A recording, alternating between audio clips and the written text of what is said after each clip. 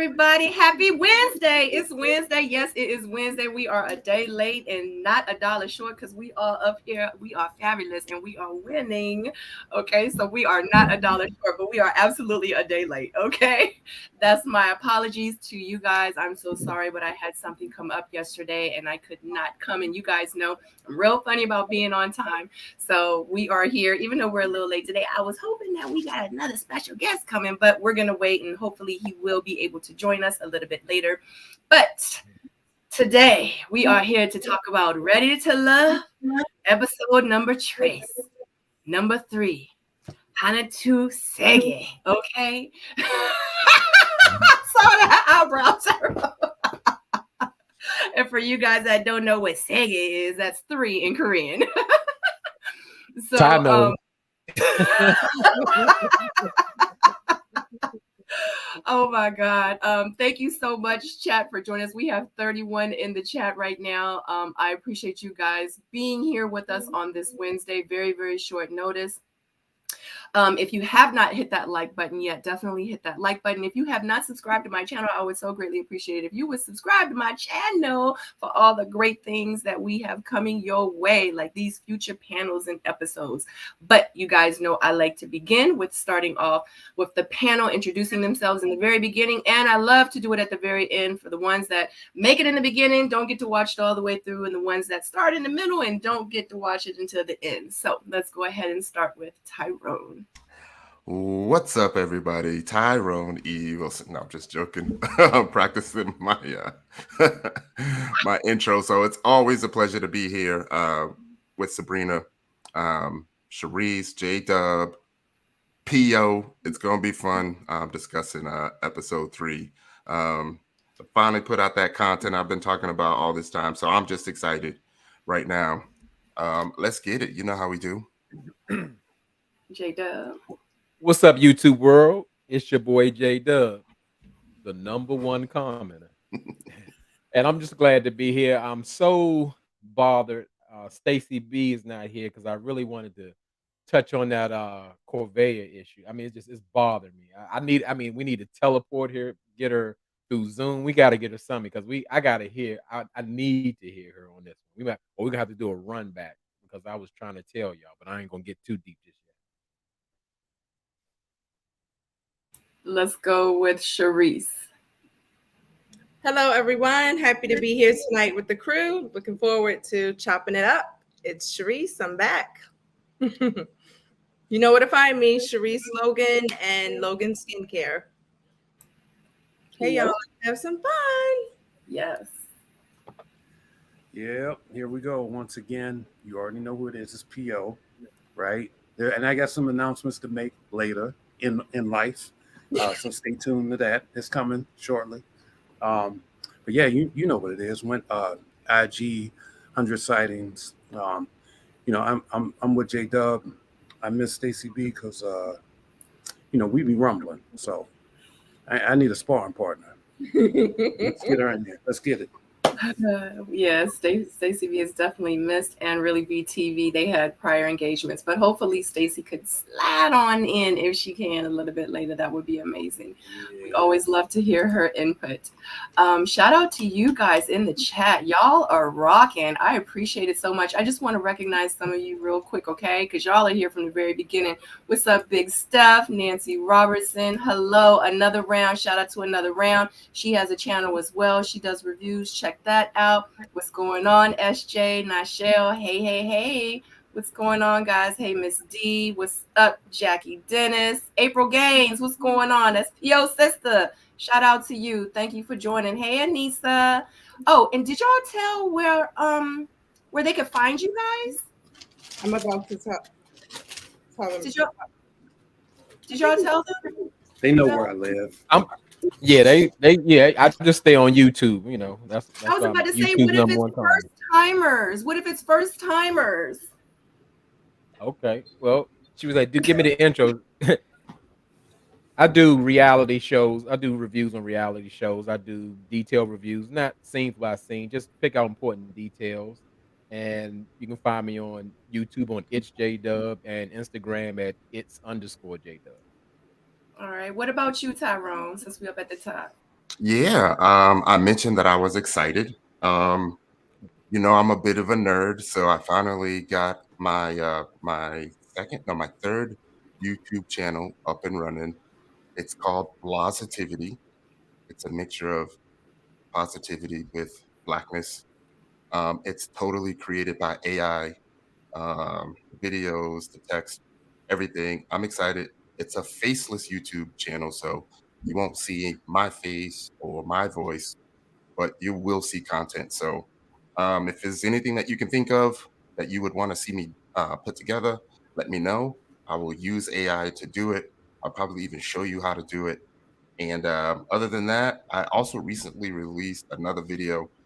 It was the official trailer review on my personal YouTube channel, and that was pretty fun. So I'm gonna probably do episode one tomorrow. I know I'm behind, so yeah.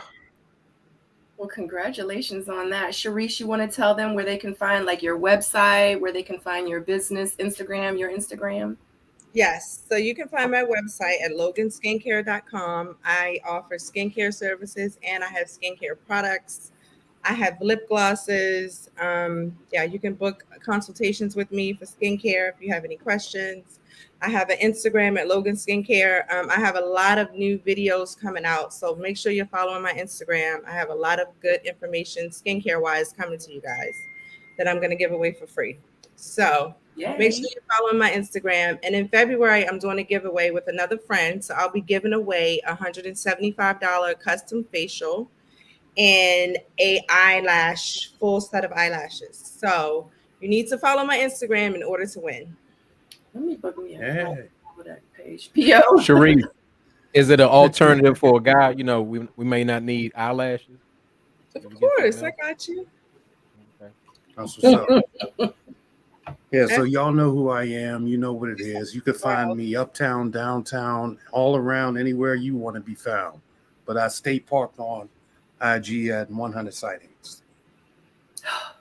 So Tyrone is from Ready to Love DC. It's J Dub is the #1 commenter on YouTube. Sharice Logan is from Ready to Love Miami, the first season, and PO 100 sightings is from Ready to Love Potomac, guys. Just to let you know, I know the faces are probably familiar as well. And I want to give a huge shout out to Ronna Gaffney. Let me tell you something about Ronna real quick.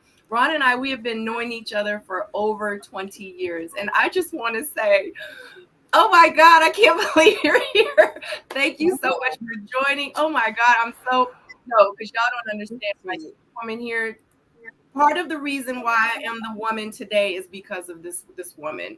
So I just want to say that huge shout out to you. Thank you so much for joining us tonight. I appreciate you. All right, guys, let's get into it. Now, we're going to jump right into it. Let me go ahead and pull the picture up because in real life, this is huge. I don't know if it's huge for you guys, but I know it's huge for me. And this is something that I definitely want to discuss. And the very first thing, before I even get into my notes, is they begin with the ladies' lounge. And with the men, they begin with the ladies' lounge. I mean, the lounge, the men's lounge. They have it both in the same place. Now, it's a church, but the church has a full bar. Is it me or am I tripping? Is it really a church? Is it not a church? I mean, I don't know. Maybe It's a church. That's what I It thought. is a church. I saw the pews. It's a church, but I will say this. Mm-hmm. Jesus had wine with his disciples. Facts. So I don't think there's nothing wrong with having a couple brews or a few shots with the homies. I'm just saying. My take on it, I was more disturbed that the men and the ladies don't have a separate lounge. They're using the same lounge. What you're looking at is just what America's been going through, like repurposing properties. There's a lot of churches that have foreclosed and been abandoned. So now people are taking over them and making them additional spaces. Like I've even seen a gun store in an old church before. So this is a real thing. It's a real thing, and how I see it, yeah, it's I guess what they say sacrilegious, but in a sense, you can find God anywhere. So to me, it's just a building that's repurposed. It is. Yeah, it's not uncommon to have the same lounge, and I don't usually do this, but keep the party going. That's Hey, how I feel. you know what? Too. You know, I feel like the budget was low too. They probably couldn't. You know, it. You know, it costs, Because the church is tax free, right? right? Y'all think that was? So Well, I think that No, was I don't know. the color they got the scheme. write off. Yeah, I don't think it's a church anymore. No, I think it is because they had pews in there. Like if you got to go back to one of them episodes. They they backed off and then they panned to the liquor. I was like, dang, I was waiting for TD Jakes to run out with the setup. Yeah, it's a real church. How is this? So yeah, Yeah, it good was churching question, for Raymond. real. Okay. Well, I just wanted y'all's input because I know some people are for it. Some people are like, like it's someone said in the comments it was disrespectful, so but we don't know like where this church is or whose church this is or what's going on. So yeah, I feel like it's only disrespectful if they're still conducting church activities, right? And then they're condoning this sort of alcoholism. It's there's a duality of, good and bad going on at the same time. And you're trying to, teach or preach, and then when the people get out, you move the heathens in so they can get it up in, it's that might be a little, and then in the men's lounge, I know, from my end, we was cussing. I was the one, I said the MF word probably, 100 times per meetup. So, yeah, there's that. You ain't got to get drunk, Paul. Or cuss. You can drink responsibly. I didn't even Well, use profanity before Red Club. I didn't do it. The drinking, vocabulary. Yeah, the drinking came after the MF word, to slow it down. I was getting ready to say, I think that's just PO's personality. I don't think alcohol was involved, honestly. No. He just was probably feeling himself and feeling a type of way about what they was talking about, and he had to drop some M-bombs. A lot. So there's that. Wow. Well, I just wanted y'all's opinion because it was like as soon as the episode started, I was like, I kind of want their thoughts on it. So it's an old church that's now a club. Oh Lord. The club that's an old church. Is it really? Yeah. So they said, but they still have it set up like the church thing or whatever. I mean, that's on them. I guess they liked it. They got. Yeah. Some places they're historical, so you can't take them down. Right. Then that makes sense. It's kind of awkward. They do a lot of things awkward here.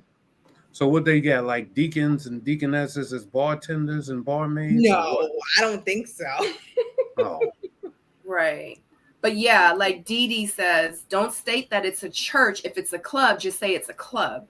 You know what I mean? So that was kind of like let's go to the church, kind of like, making fun of it, like, Yeah, that's putting the disrespect on it when you say, yeah, we're gonna be up in this church drinking, y'all.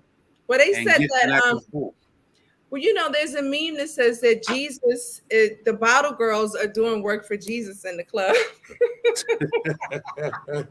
Oh. Wow. Okay. I hope no one's offended. Man. I'm not offended, and my family has a church or had a church. Yeah. Well, there's that. Well, but I was cracking up about the church thing. I was like, oh, they in church. I thought that was funny. Yeah. I would have had to do my stuff from the outside because I know I would have been up in there mad disrespecting, the building itself on accident. I think it's just scared up in there. It's just a design at this point. Right. They left the church walls. Okay. Throw a little Jesus face.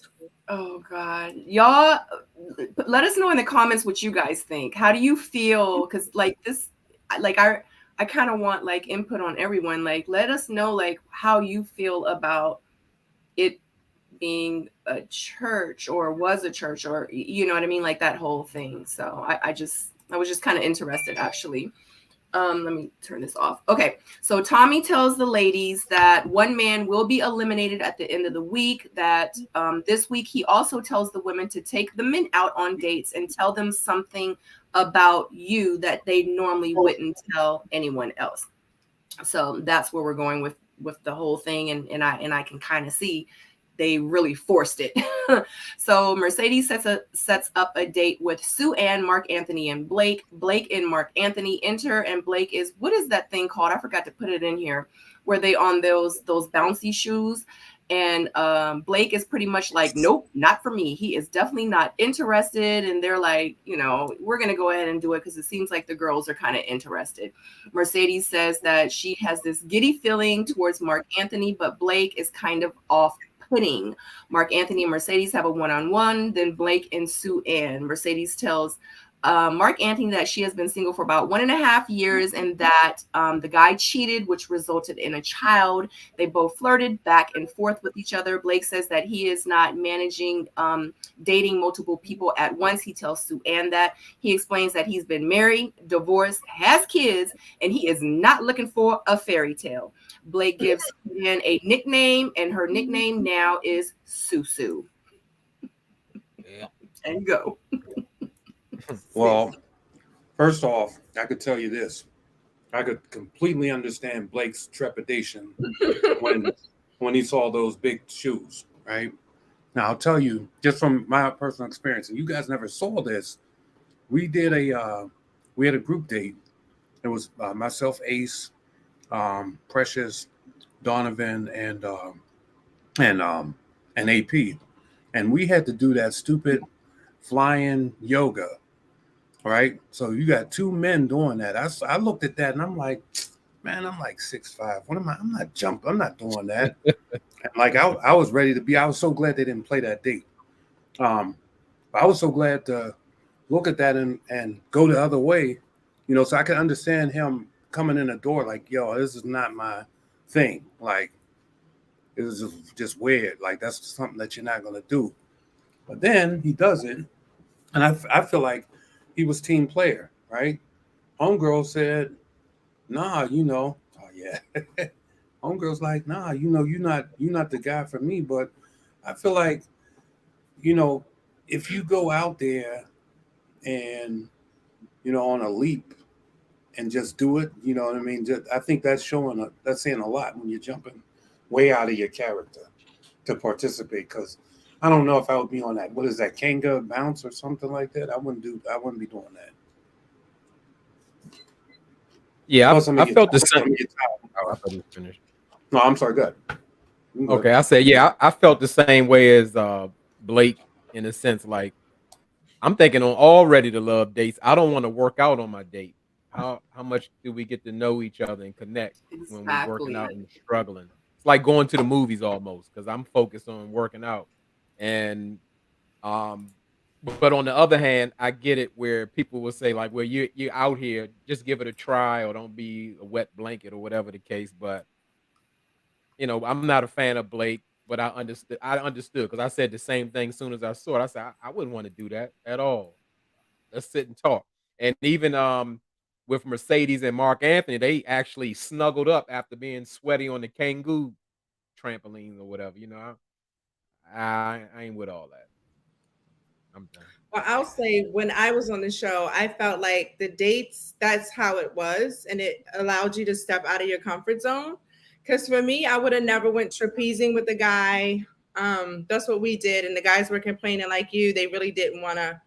But I feel like, you know, if you're in a dating experience, you're trying to do something that you would never do before. So I looked at it like overcoming my fears. And, you know, it was challenging because also you don't know these people, and to step into something and do something like trapezing, that's really hard. So I looked at it like it was a challenge. Half of the dates, I would never pick that to go. Like Samson and I went to the ice cream shop. I would pick that up for dessert and serve it if I was having company, you know. Yeah, I mean, I think though, I think for him, I'm sorry. It makes this premise of the show kind of interesting because it made me also feel like, okay, I want to try that, but I can't see myself taking a guy to try that. So I get it. Right. But people want to see you in different environments and just know that you're open to trying different things. It made me feel like, did he ever watch the show before? It also made me feel like, did he know that he was gonna go date 10 people? Like, is he walking in clueless? Like, come on. That's true. Another thing is these, like Sharice was saying, like it is to get you out of your comfort zone. And for the most part, these dates they're coming off of the recommendation of somebody in the cast. And when you get there, you don't really know who set that date up. So the person that you're there to date, it could have been their recommendation to do that. And for you to just automatically be like, I don't want to do this, then that can be off-putting to the person that set it up. You know, everybody ain't like Corey and know how to get through the first date.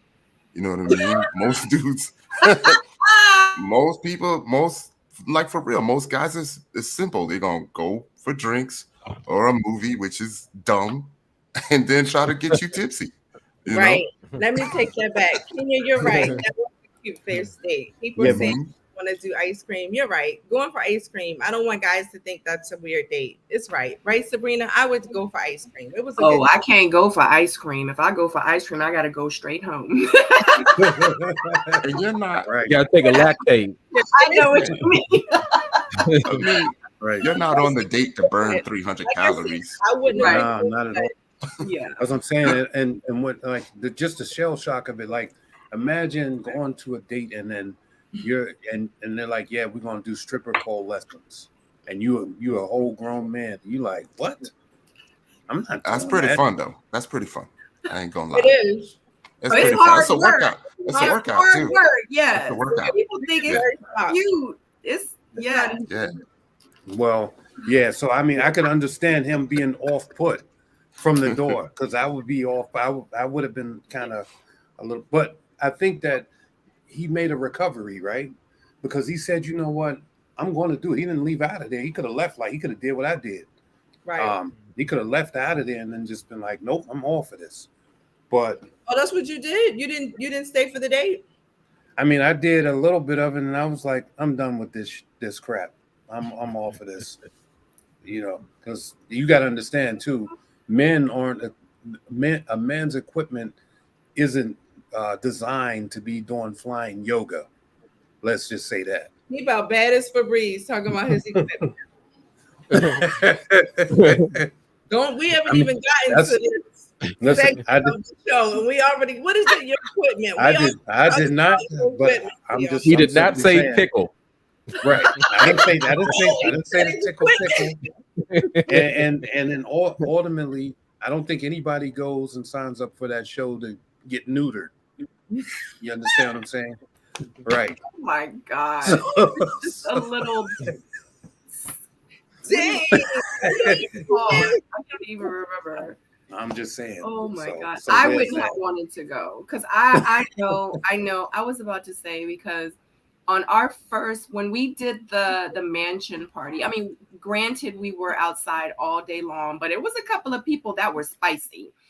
And I just know, like, I don't want to be on a date spicy. You know, I mean, I wasn't spicy, but I'm just saying, like, you know, but for a first date, that was for me, it would have been a bit much. I think like a nice like lunch, dinner, walk in the park, something a little less active, you know what I mean? So axe throwing. I mean, like, how old are we? Some of that stuff we were doing. yeah. So I mean, that's cool. Like I would have loved to have done it, but for a first date, I don't think I would have. I preferably wouldn't. Samson was dying to take me on a beach date. He just kept requesting it. Because he knew how beautiful you was gonna look and how fabulous he was gonna look beside you. You know what I'm saying? With the wind blowing in your hair, with the ocean in the background, honey. He was going. You know, he had his feet done.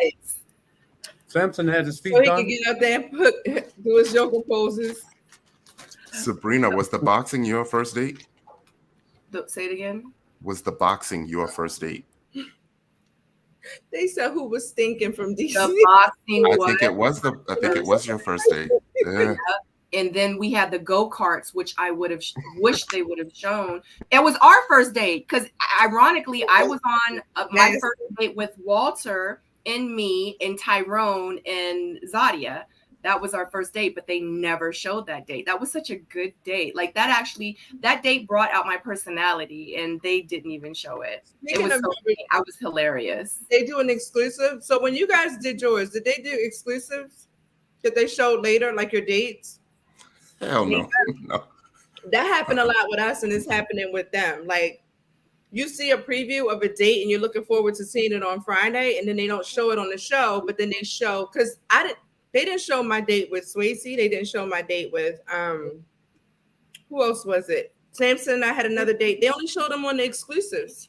They didn't show any of the exclusive. Like I still have pictures in my phone from our boxing date, and it was so certain things they eliminated it. Absolutely. Right. And it was just so weird because real quick, since we're talking about it, like I requested because me and Tyrone had this whole Korean connection thing going on. And I was requesting so bad. I was like, I want to eat Korean food. I want to go with Tyrone. Send me on a date with Tyrone. And I think Tyrone even told me that he told them, I'm requesting to go on a date with Sabrina. We want to get Korean food. They set me up on a Korean date. When I walked in, it was with Sean. I was like, who? That's to throw you off. They were notorious for that. I was so upset. I was like, and I think that in the very beginning when I walked in, I probably was like, I could tell like my whole mood was like down because I was like, oh, y'all playing games. Y'all out here playing games. Like Sean was cool, but I really wanted the date with Tyrone. So for them to do that, I was like, y'all petty as I don't know what. I was like, whatever. They said in the chat, y'all can go now. You and Tyrone could go to the chat is always the chat is always on that. Before the end of the year, they're gonna marry me and Tyrone off, child. Me and Tyrone we're not gonna keep saying it. We already know and they already know. Chat is ratchet. No. Honey, me and Tyrone's single, I'm single, and guess what? We be going out having a great single time together. I know, that's nice. No. That's my brother, So, but anyway, oh my God. Friend zone. J-Dub's so disappointed right now. No, I gave up. I'm not even gonna say nothing. I'm gonna say something. I'm not gonna say nothing. They said y'all already been. That's it. We already been where? To the restaurant. No, that's one thing we haven't done is gotten Korean food. He was supposed to come down like what, a few months back. And we were supposed to y'all get Korean food, let me know. Absolutely. Yeah. Yeah, because we get Korean barbecue like once a week. So yeah, real talk. Yeah. Let me know. If y'all come to Miami, we got the fly Korean barbecues. Oh well, we might have to make a trip this summer. We're gonna come down. I think y'all should. Why y'all gotta come this summer when it's hot as hell? We will. Come down. Yeah. It's cold up there. It's beautiful here. Come before Miami. I used to have property on Ocean Drive, so that's my second home. So all right, guys, let's get back into it. All right. I have no idea where we are. Oh, that's right. Cynthia and Andre. And I'm just gonna say this real quick. Cynthia is my spirit sister. Okay. I love Cynthia. She is amazing. That is my girl. I want to meet her one day.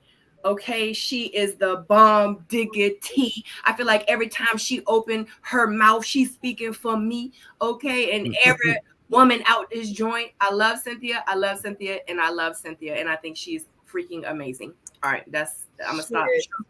But do you love Cynthia? I love Cynthia. I like the way she had her moment. I think they really captured that great. She had a really great moment to shine and express herself as a woman. I think on that show, that's the one thing I wish they allowed you to do more, but they really helped her to be able to bring that out in such a positive, beautiful way. And I felt that moment was a good moment for her. And I'm glad it happened like that, because Because a lot of times, I was like, wow, it took me away because I could never do that. It would take me a little bit longer, but it was natural. You could tell she just really felt it. Maybe Andre made her feel safe enough. That's what I love. He wasn't over talking her, because I felt like with Outcasts, a lot of times the men were telling us who we were instead of letting me express who I am. I never really fully got to say what I was going through or who I was. It was just like, oh, something's wrong with you. But for him to allow her to share that vulnerable moment and make it okay, I thought it was so beautiful. So I agree with you, Sabrina. Yeah, I had mentioned a couple things, on a different panel. And basically what I was saying is like, as humans, like we're all hurting. We're all being strong for something, either consciously or subconsciously. And the show makes you like really, really like emotionally gooey.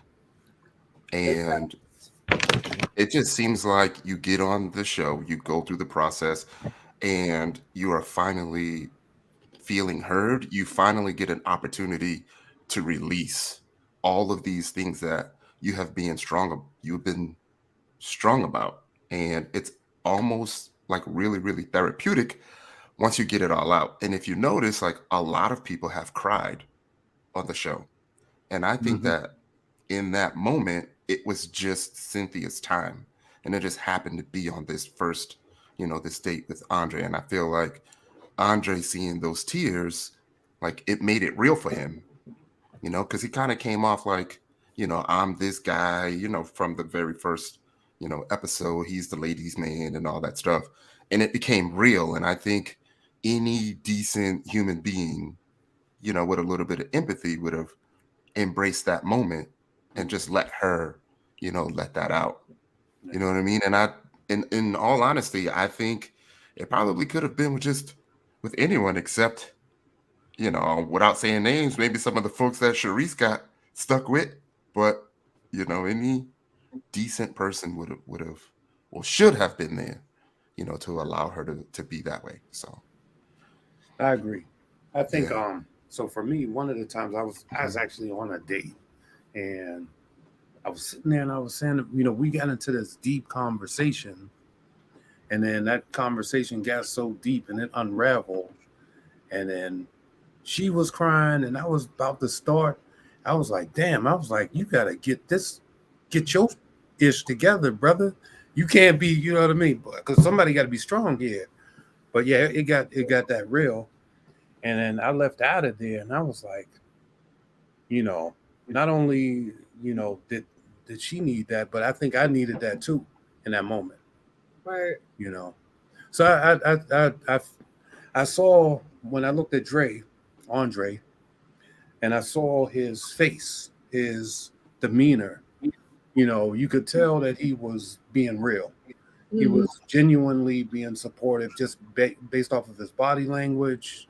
His, you can see it in his face, and that was a powerful moment for not only the date, but for the show itself, and it actually gave us some substance instead of the normal BS that the lopsided BS that we see. So yeah.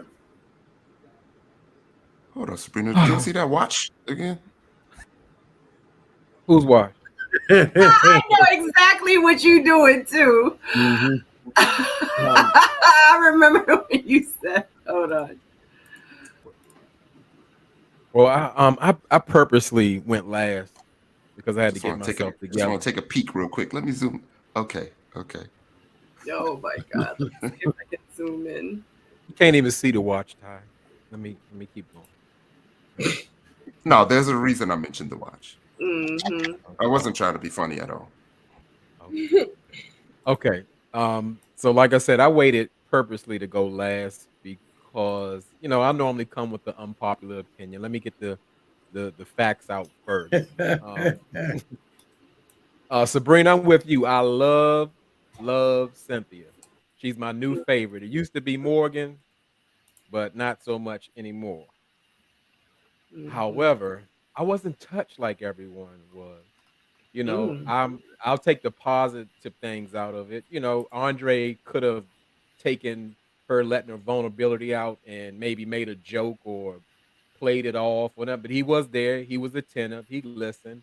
But when I saw Cynthia, I didn't see true like her being so vulnerable. I just saw like unhealed trauma. Like she just like broke down. Like she's going through something, and she's maybe not ready to love. She may need some time to heal. Like she hasn't revealed something. I don't know if it's a man, something in her life, but I wasn't moved. I just saw like she needs some more healing to do. But she's still my favorite, 100%.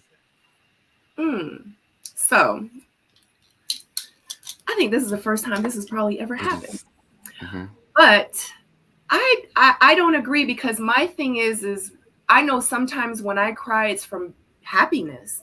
It's not because I'm unhealed, or it's not because I'm not, or if I'm still going through something that I went through before. Sometimes I do cry, especially when I talk about my past traumas and my past situations and issues and challenges that I've been through. And the place where I am now, it brings me to tears, because I can't believe that I made it. Like, I did it. Like, I can't believe I've overcome what I've gone through. And sometimes when I discuss it, when I talk about it, because especially when I do public speaking, it brings me to tears, not because I'm still devastated by the trauma that I went through. It's because I'm flabbergasted and so just excited at the fact that, like, I'm able to still be standing here alive, telling my story and telling you guys how I overcame it.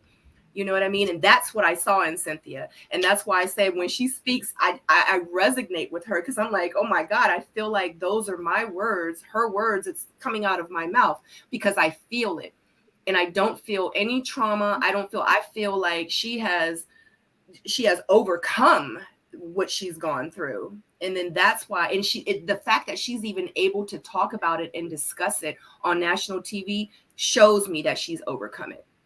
It doesn't give me like she's still healing and she's uncertain, or, like she ain't ready to love. I feel like she's absolutely ready to love, but she has her guard up. She has her shield up. She has her wall up. Absolutely. As she should. Sometimes I do too. You know what I mean? But it's just what it is. We can't change who we are. But at the end of the day, it is who we are. And just like she says, are you going to be that man that's going to be able to be there, that's going to be patient with me enough to go through those things with me? You know what I mean? And I love you, Cynthia. If you ever watch this, girl, I love you, and I love you. But that's just my skill. Okay. I like that you brought that point up when you were saying, J-Dub, I do feel like different cries, or you can tell if a person is really healed or not from it.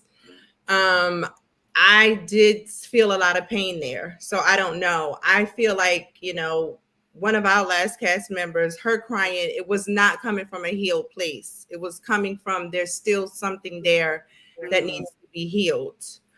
I think past traumas, when you're over them, sometimes the indication that you're over something is if you don't feel that emotion anymore. It doesn't bring that emotion out of you,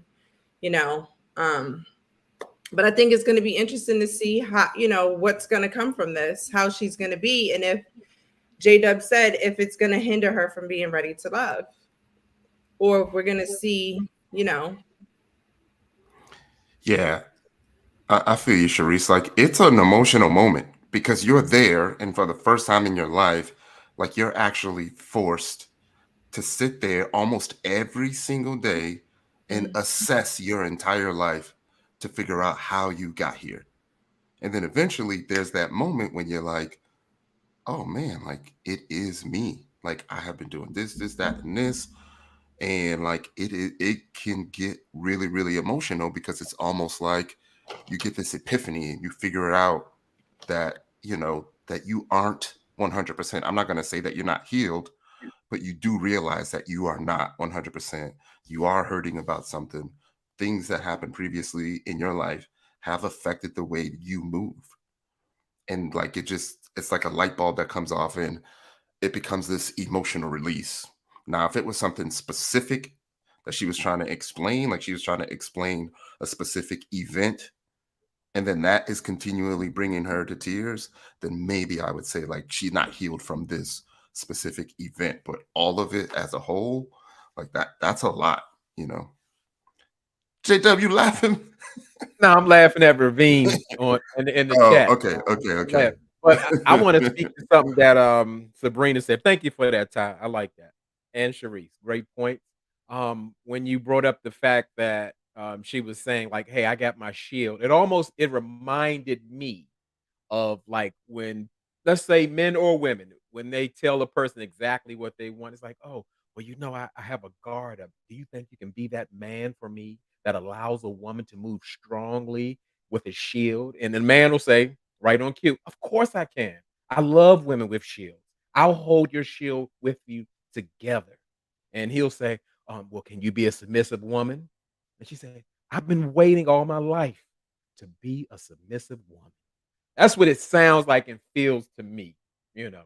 That's all. So it was like a reciprocal thing. Yes. I get Will it. you cook pancakes for me in the morning? Oh, I love to cook pancakes. I took a pancake cooking class. Yes. That's what it feels like. Hmm. Hmm. And you're right, profound thinking. The sister from last season, excuse me, was not healed, but she wanted to be on the show to mask her wounds. I'm not gonna say that's why she wanted to be on the show, but it was Flower Girl. What's her name? Sharice? Flower girl. Shakira. Shakira, yes. Now, when Shakira cried and when she talked, I was like, she needs to go heal. You know what I mean? So it's like completely like two different. Like I love Shakira, but I really felt like, and I said it throughout the whole season, like she's just not ready, and it's okay. But with Cynthia, I don't see that. But I get what you're saying. It's J Dub. From a place of strength. Yeah. Yeah. So, but And I'm that glad was that. yeah, I Yeah, was that gonna that say, and that reminded me was of how like awfully Samson was. specific He was like with a Shakira. chameleon with everyone. If you like, oh yes, I love to go to the beach. You want to be married? Yes, I always wanted to be a groom. You have a child? I always wanted to be a stepfather. Like every date. That's what it feels and sounds like. Yes, you should be flexible and adaptive, but just going right behind what somebody says, I, I love to crash my car. You know what? I just crashed my car on the way here. That's what I do. Huh. That's what it feels and sounds like. We're agreeable on purpose. Yeah, I get it. Yeah, I mean, I love that. I love that we all have like different views. Absolutely. So, Kiki, thank you so very much. We have 124 watching. Thank you so much, guys. Shout out to you guys. Without you, there is no us. There is only 55 thumbs up. If you are enjoying this live, I would greatly appreciate it if you hit that thumbs up button. Thank you so very much. All right. So next let me put my glasses on because today I need my glasses today. I try not to wear them because y'all know the glare from my ring light. I don't like it in the glasses, but we're going to move forward. Oh yeah, so I'm not going to read the notes from Cynthia. We kind of already touched on it. So Fabrice in Corvea, and I know you guys wish that Stacey B was here. If she is watching us, hopefully she can tune in. But Fabrice and Corvea meet for a one-on-one date. Corvea tells Fabrice she has wanted a man who had and sold a business, and then he begins to tell her that she is very distant and it's really making him uncomfortable. He wanted to know, was she giving him the whole her? In her green screen, she states that she was very offended, and she's like, of course, like I'm giving him me. Like, I don't understand why he feel like that. He not getting me like this. I'm giving him me. She tells him that she is an open book and she is trying to focus on the moment. And he tells her that she is hilarious. And I was just talking about that. Didn't I say what Corvea said? Fabrice says, "Hey, you know what? I built a business and I sold it." And Corvea said, "I put that on my application. I specifically wanted a man who built a business and then sold it." She said that, not verbatim, but that's exactly she said that. Okay. Yeah, we Now let me flip this on you. Let me flip it. Let's say Fabrice said to her, because Ready to Love is known to do this crap. Okay. Fabrice says to her, so, what type of guy did you want? And she may have said first, I've always wanted a guy that had his own business, blah, blah, blah, blah, blah. and then they have him chime in and say that. You know what I mean? And they reverse that. So they sort of change that narrative. So it makes it look like she's been, trying to pretty much play him, like saying, after he tells her, yeah, you know what I mean? I've always wanted to, or I run my own business. And then she comes back and says, yeah, I always wanted that guy to have his own business. I think that could have been reversed, right? So he might have been the one to say his part last. I'm just saying. Now that's just one part. I think there was something missing in that conversation because it went from bad to worse quickly. And we all know that these dates last for 30, 40 minutes. I mean, they was riding a bike.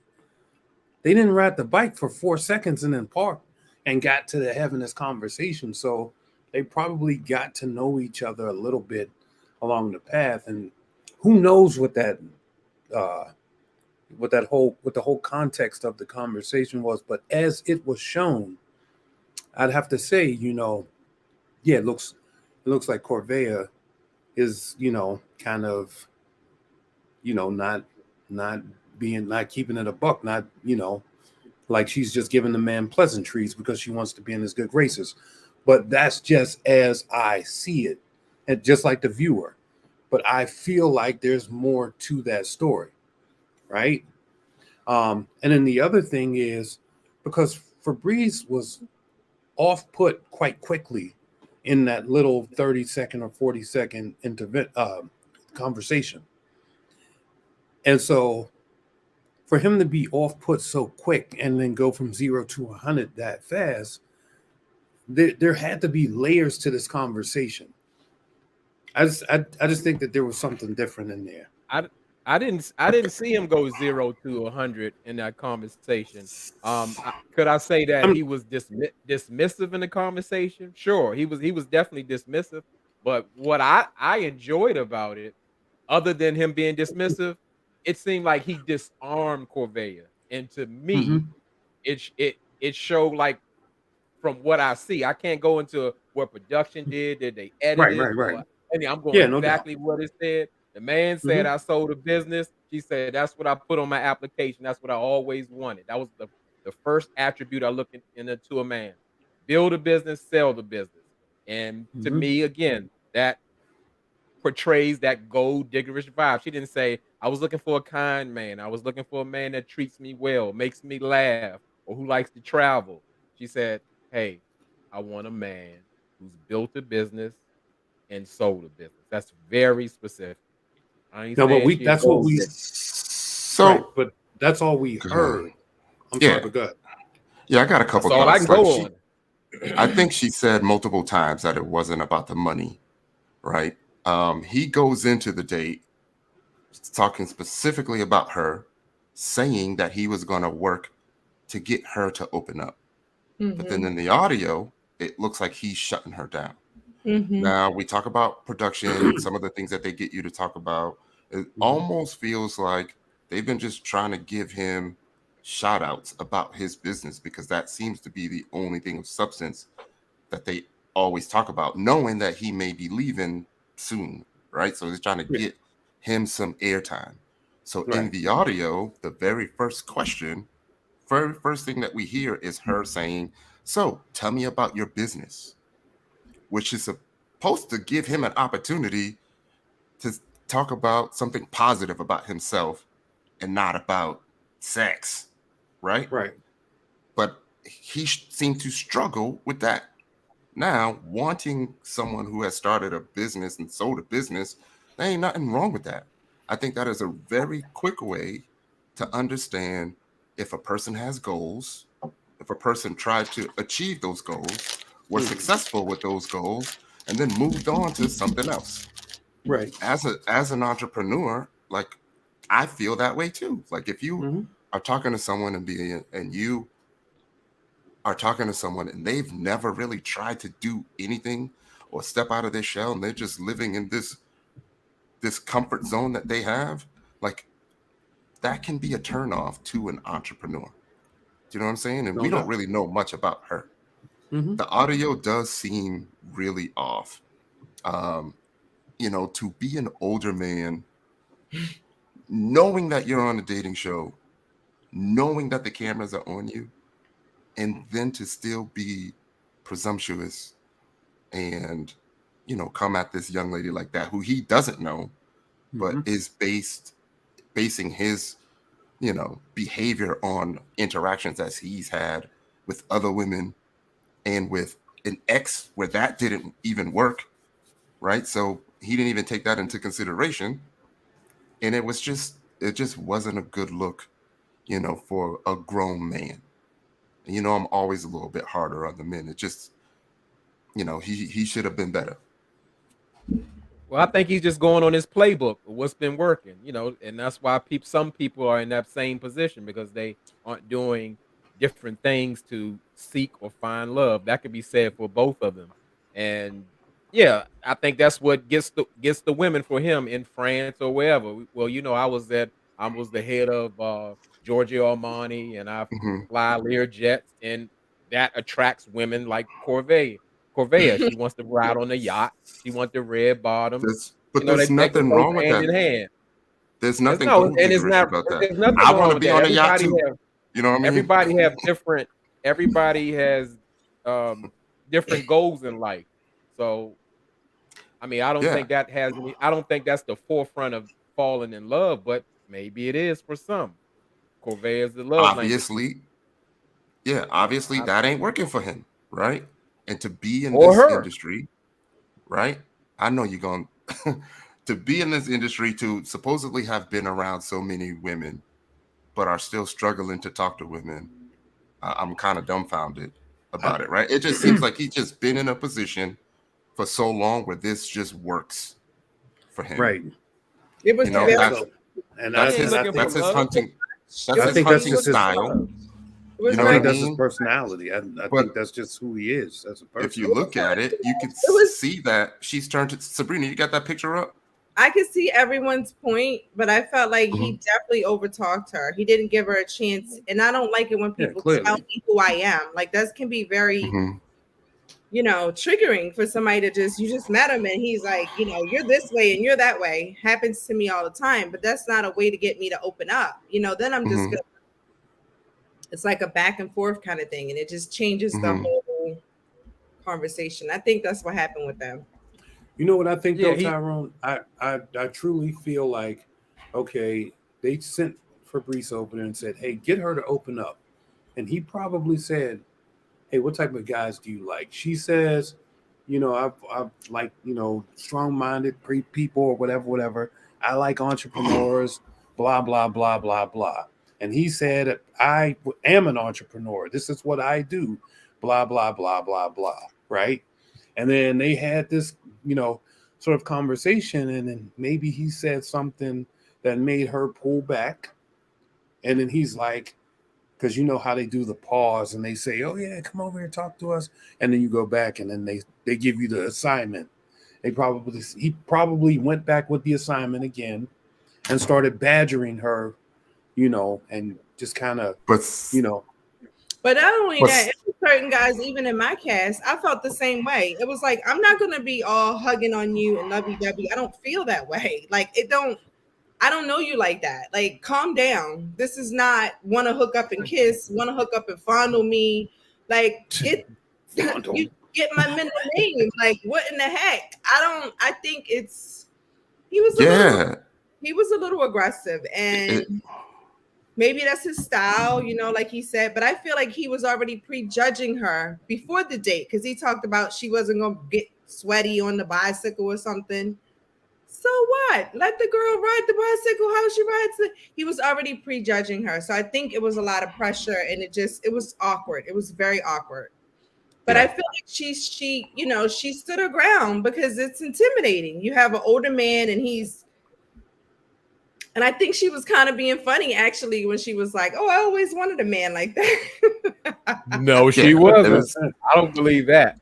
I don't believe that for 1 second. And like I said, I enjoyed it. Other than him dismissing her, I enjoyed it. She looked like a totally different person. Before, she's a a, And a lady riding on a yacht, boss baby with the red bottom. She like a little girl in that sense. He totally disarmed. I So loved it. that Loved it. means you're being just as presumptuous as he is. You don't know her. Do you know what I mean? What? You're just going Right. off of what I'm going by what what they I'm going by told you. what she leading on. I speak You're on going what by she what you leading. heard. You're going by what you heard on TV. That's all I can go on. But you don't know her, right? he You is a haven't had guy. a conversation with All I her. can go on. We going too deep. But it's That's where we not kind all of you make can the go on. mistake. We starting to go what we You think know, the she producer might have said. saved her money and bought those red bottoms. Just because a woman Yeah, has she red could be bottoms, successful at what she gold does. digger. Yeah, I'm just You know what I I'm mean? just saying when you I pay all my bills. You want to see my bank account? See, I just paid them. Right. You Like got red- you got if I'm red on a bottom. date, you don't lead with that. And you don't No, talk I about don't. money and I believe that you're out on the yachts and all that, but that's not what you're leading with. You didn't do that on the show. You know, you I have try a to right play to that do it, but down. again, I try to play that down yeah, because I don't want anybody yeah. to feel that way. Because it's easy to get labeled as a gold digger. Yeah, why? I Yeah, why I put could that in feel the that. front? That doesn't have anything to do with falling in love. That may Yeah. be a preference. That's not. But you know, It's go part of ahead, the Ty. conversation, man. Of Like experience, it's you got to go with how a person makes you feel and who a person is, because it doesn't matter. They could be a doctor and be an asshole. You're not dating the profession, so don't right, look at what a person does. Ask them who they are. You know, that's what I right, tell people. When a person asks me what you do, I say, let me tell you who I am. right. Like if I'm on my first Thank you, date and they Sharice. don't know me and they find out I'm a military man and then they start assuming, oh, I know military men. Y'all are all for the streets. And you got good benefits. Right. Even if I was You do got for good the benefits, streets, so right? Even if I was for the streets, she don't know that. So just to right. assume that without even having a conversation with me or Yeah. talking to me, I'm gonna shut her down too. So I get it. Yeah. I don't even understand what you're saying, Ty. I don't know whose side you're on, but like I Come said, on, I mean, J Dub. Come on, J I Dub. enjoy It it. ain't about Your, sides, man. It's not your about face was winning. gone. If Your a guy position. I leaves with what he has, I I'm feel like you've already automatically. put her here and you're not gonna change, you know. No, I mean to me, from what I see, from what I saw on the TV, that's all I have to go on. From what I saw, she's been consistent to me, and I'll make that assumption on what I saw. My yeah, that's my perspective on it. It don't change. Gold digger. But she No one hasn't said, "Oh, done no one." Ah, please don't cut me off. I'm still talking. Thank you. okay. Um, it has nothing to do Yo, with wanting nice things and all that. I'm telling you what I'm seeing on the screen and what she's leading with. So, what's your It's definition of a gold digger? Somebody who's looking for a man with benefits, right? no looking for a man to come up and to you're just meeting. We're not even. We just got to the like what they say, being vulnerable. She's off the break. I need you to spoil me when you come to me. I need a present. I need money. I need shoes. I need you to prepay for Sharice at her spa. Prepaid when I go. Stuff like that. I get them prepayments. Yeah. I mean, yeah. It comes that way, but it's usually Gift cards. transactional. And I thought I see Fabrice as the old player. He get those type of women all the time, and that's what he called. Hey, she could be, she could not, but that's what I saw. He totally disarmed her. He pulled her card, as Marriott said.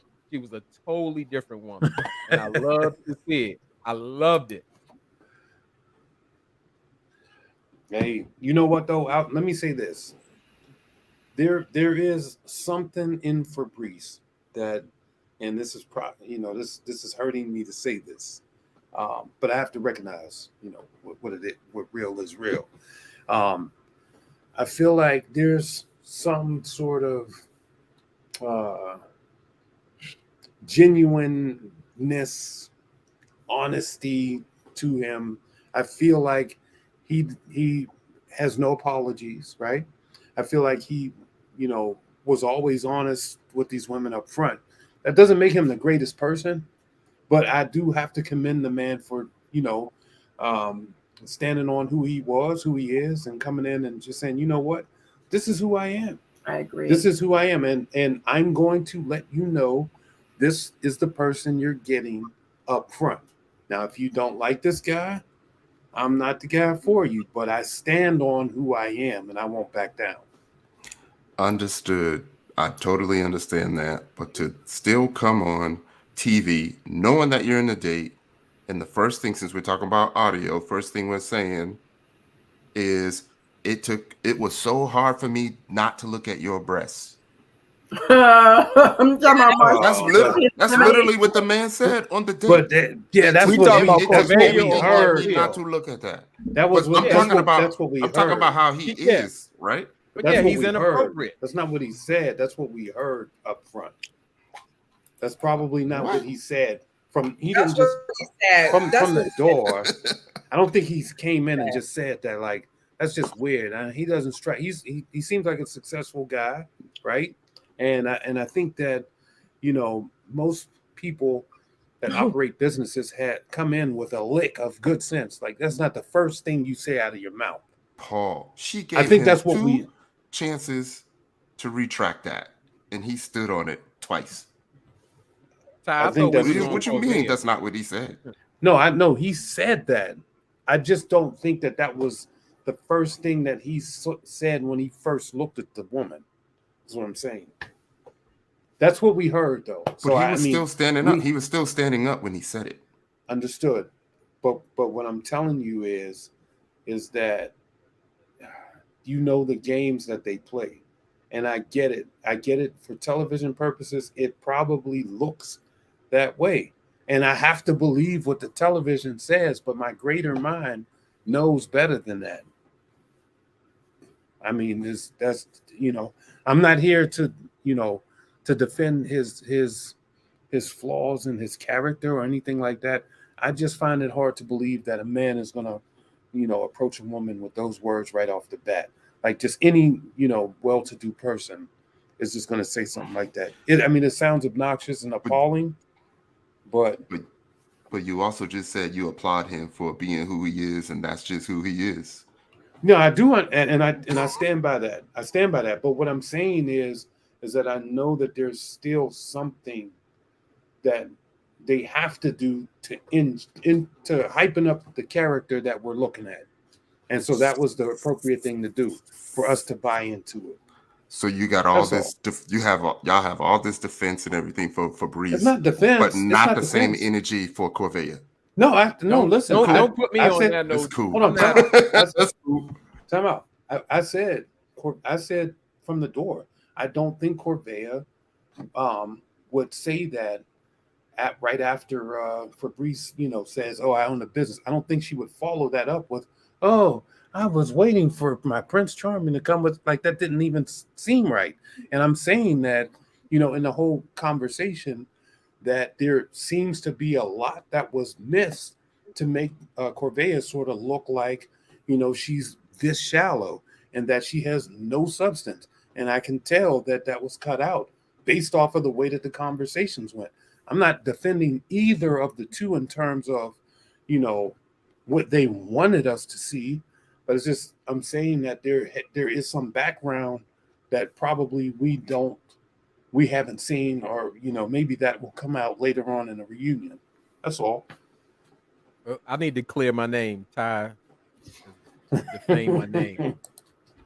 I never said that I agree how Fabrice moves. I think he's creepy. I think he's inappropriate. I think he sexually harasses women. Now, I don't think he says it. Anytime you say I intentionally push sex talk to a woman to make her feel uncomfortable, to see where she's at, to shock her, to move. I don't agree with anything like that. What I'm saying is this boss on the yacht, red bottom, first class woman who put on her application that she wanted a man, her Prince Charming, to build a business and to sell a business. That was her forefront.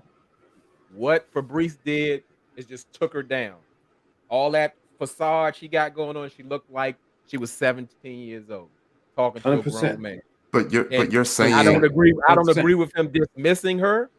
No, but I like to see him knock her off her stool. That how she did, like with Mark Anthony and all of that.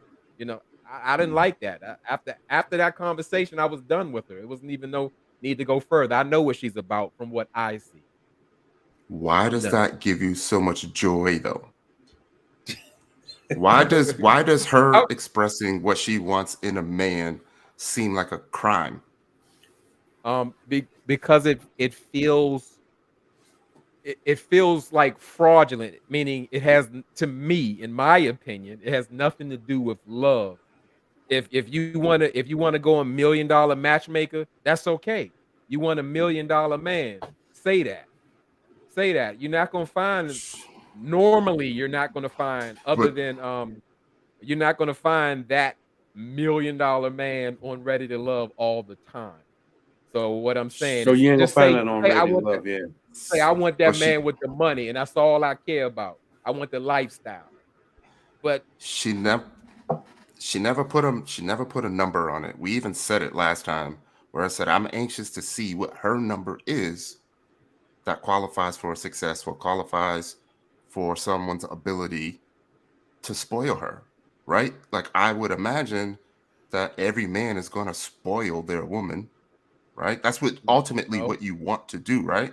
Are you saying you don't want to spoil your mate? Is Ty, that what you're I feel saying? like this here. I feel like this. you I do don't you want. picking No you one picking wants to words be apart. I Is told. it never said wrong? that But you is said it a You don't want number. to be told is that. it wrong Like to want to no, is it wrong to be hearing. want to be spoiled? You mentioned millions just now, J Dub. You mentioned Okay, I millions. wasn't You said being she should go a specific like she millionaire said it. She matchmaker. she want yeah, I mean that's what it's coming off there. She want the money. That's what she loves. Right. She love the Right. lifestyle. She wants the money. Okay, I won't say million, Ty, because she never said million. My goodness, my goodness. I stand on with it. I think the way she behaves is disgusting. I don't think I don't think like, oh, because this woman, this is what she wants, and a woman has a right to say what she wants.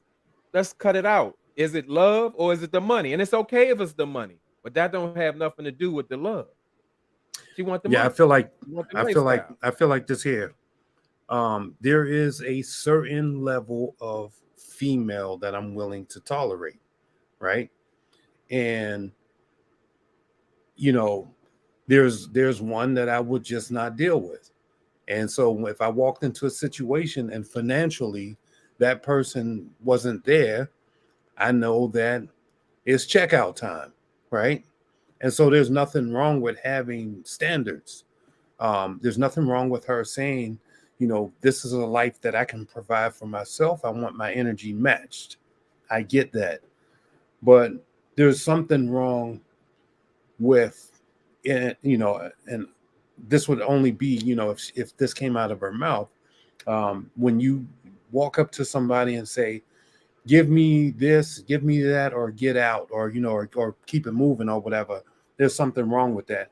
If a woman says that she wants to be spoiled, yes, obviously we know all women want to, but no man wants to be told that you need to spoil me. It's like I you do. tell me that, I leave, I'm done. But if you let me do what I do, you will see that happen. But the moment you tell me that I must do this is the moment that I'm done with it. Oh man, I mean, I could keep going. Like you literally just said I know that you there need is a finesse, go PO. ahead. I know how you like to get it. I know how to Like get in your. like you literally just said that there is a woman who literally needs to meet a certain threshold of financial status, or you won't even mess with her, right? At Like you just Mhm. period. said that, right? So you have Right. what you're looking for. You have your standard. Right. She has hers too. It just may Mm-hmm. be a little bit higher than what you may consider appropriate. And No, now it's and I'm offensive. And now it's and no, offensive to you that's not what I'm because saying. it's just That's not not what I'm saying. No, Ty, this is what I'm saying. The okay. thing is Maybe I'm this. getting y'all If mixed up. Yeah, okay, just let me just clarify. So if I come into a dating situation and I sit down with a woman and I'm like, how much money do you make an hour? How much money do you make a year? What type of assets do you have right now? There's something wrong with that. But I can sit back and pretty much let somebody be who they are and see what see what type of stuff they on or whatever, and organically learn this information and say, okay, this person is not the person for me. But I won't demand up front, like, yo, man, if you ain't making over $100,000 a year, we can't even talk. Sorry. But you Because will No, ask her. no, PO, But you PO. will ask her a A question woman about her has the profession. right. A woman has a Right? Huh? right to ask for what she wants. If she yeah, wants no, to know, she wants absolutely. your bank. No. I'm being sarcastic. She has a right to your bank statements and your No, asset sheet. Exactly. That's what it looks right. like. That's what it feels Yeah, like. Turn over the and that's what I'm wallet, saying. and maybe Right, I'll give you something in return. Maybe my right. presence. Because yeah, exactly. Because the thing for me is this: if there may be an instance though where okay, maybe somebody doesn't financially meet there, right?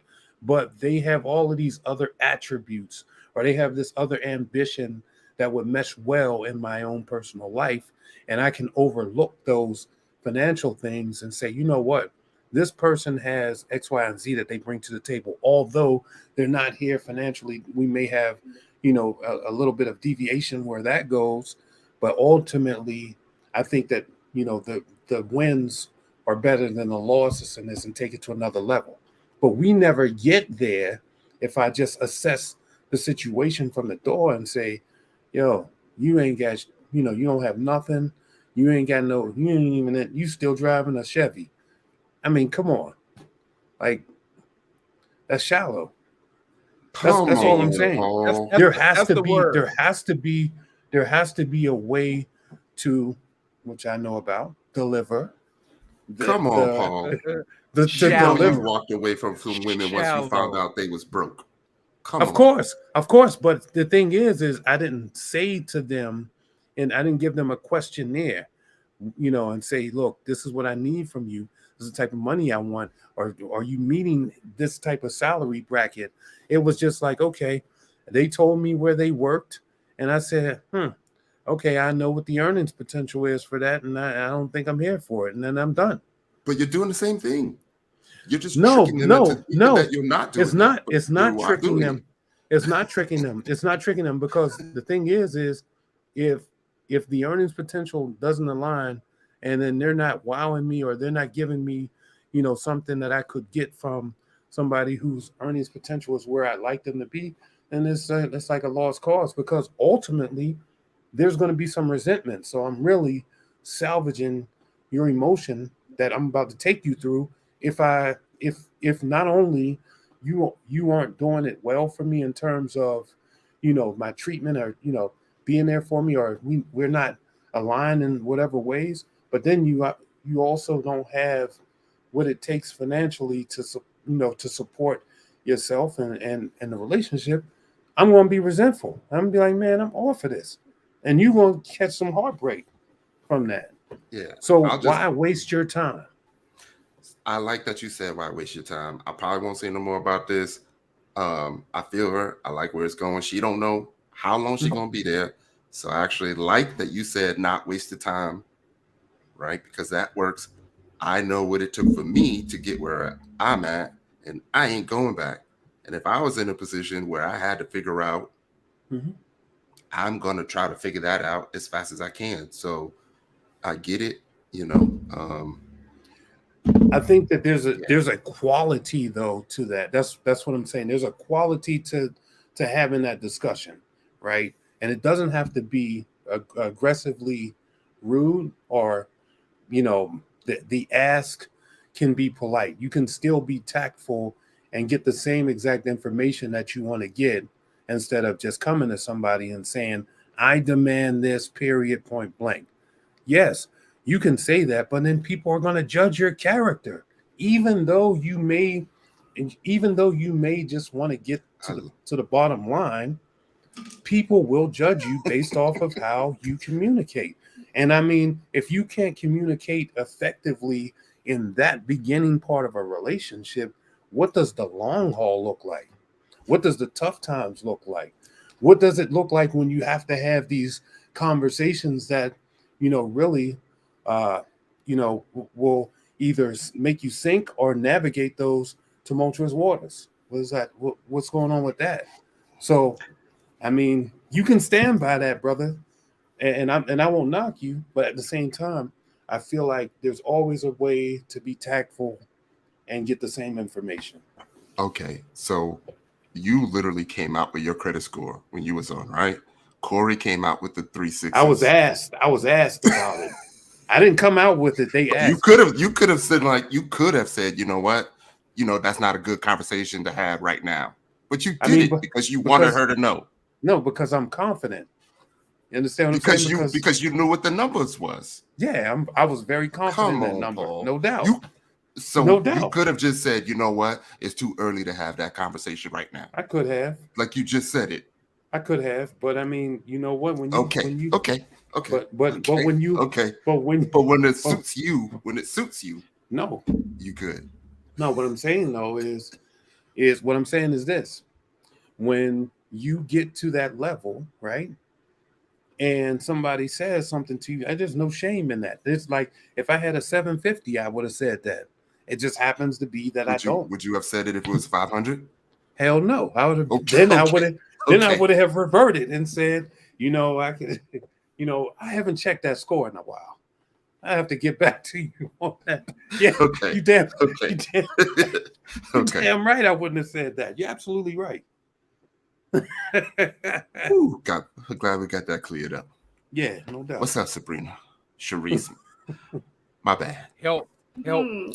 I've been here the whole time. I was like, I ain't even gonna jump in. I'm like, yeah. I was like, they got it. I just sent y'all a message in the private chat. I was like, I'm here. I love it though, because sometimes people really need to hear, especially like on my channel, because like 80% of my followers are women between the ages of 30 and like 55 to 60. So it's like it's good for them to hear like a man's perspective sometimes. You know what I mean? So no doubt. But no doubt. I appreciate that. Ty is going out of his way to not understand. I've said it. I said it. You're going out of your way to make sure you don't understand. No, I understand. Like I do understand. I just said it. Like I'm an entrepreneur, right? I know what I have. I know where I was, and I don't want to waste time with a woman that's going to bring me back to where I was. Like why? Like I am successful. I don't want another project. I was my own project. Do you know what I'm saying? Right. So what happens when you meet someone, Tyrone? Do you say, and how do you get to figure that out? How do you know when they can do it for? Exactly. You have conversation, and you don't just say, "Okay, sit down. What's your name?" Okay. Okay. Now that we know each other's names, what's the money hitting for? You're not doing that. There's an approach, man. That's it. And you can still get that information. No, P.O. In the chat, they saying that we don't qualify. That's why we have some feelings about asking to be handing over our wallet. You suppose, listen, a woman can ask for whatever she wants. You can't. You can't. Remember that. Right. Sabrina, let them speak and you don't. Mm-hmm. Yes. What's a decent pair of shoes cost? A decent, well over 100. It depends on who's wearing them. Okay, so well over 100. That's not handing over the wallet, right? It's $100. Right. Yeah, I wear Skechers, so I wear. So you like that's like 80, 89. No, Corvea.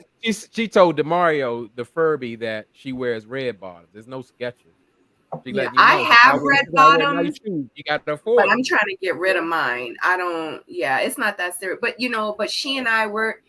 I mean, I like those nice things. I've been on cruises. I've been, I've had all that stuff. Like I've dated athletes. I've dated ball players. Like I've done all that. You know what I mean?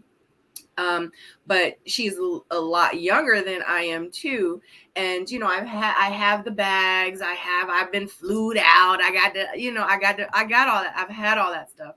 But where she is in life and where I'm at, it's just, we're in two different places. So I can relate because I've been there, but I'm just not there anymore. So, you know what I mean? Yeah. I mean, it's cute, but when you get older, that stuff really in real life, it doesn't matter anymore. Like I'm trying to get stocks. I'm trying to get bonds. I'm trying to get timeshares. I'm trying to get property. I'm trying to, you know what I mean? Like my mindset and my long-term goals. I don't have short-term goals anymore. I mean, I do, but Right. getting a pair of nice shoes and going on a cruise this weekend, those are short-term goals, and those just aren't my goals anymore. So she and I were just not on the same level, and it might have to do with age, but like I've kind of been there and I've done that. So like I'm trying to get rid of my red bottoms at this point.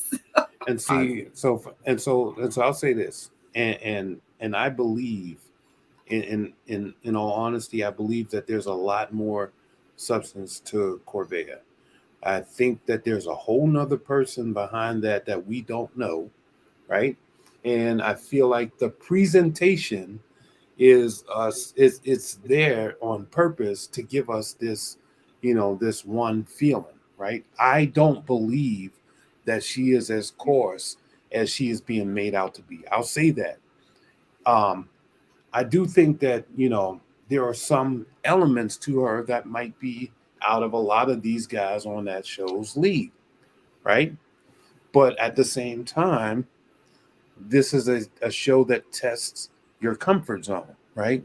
Are you comfortable with dating multiple people in front of each other and things like that? So you have to have some flexibility in that theater.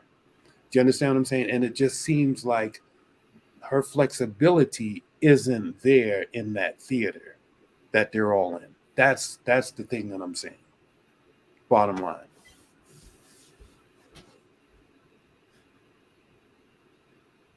Okay. Sabrina. So do y'all have anything else to say about Fabrice and Corvea before we move forward? I don't want to interrupt. Nope, So- we're good. Okay. Yeah. But at the end of the day, what I'll have to say to it is, to each his own. If that's what she prefers, if that's what she wants, like, who am I to say she's wrong for feeling like this, or she's wrong for feeling like that, or he's wrong for, because everybody's walk in life is different. And if that's what she prefers, and if that's what she wants, then that is her. Who am I to say, and who am I to judge, or whatever the case? If that's what she wants, that's what she wants. Some people might call her gold diggerish. Some people might just say that's what she wants. And at the end of the day, that's just my personal opinion. If she wants the finer things, if she wants if she wants to get flued out in the cruises, then that's what she wants. And she just needs, and I appreciate her saying that. And she's not wasting the people's time. You know what I mean? But the thing is with me and her is like, you can't be on there and you can't say that, but then you try to backtrack and retrack or whatever the case might be.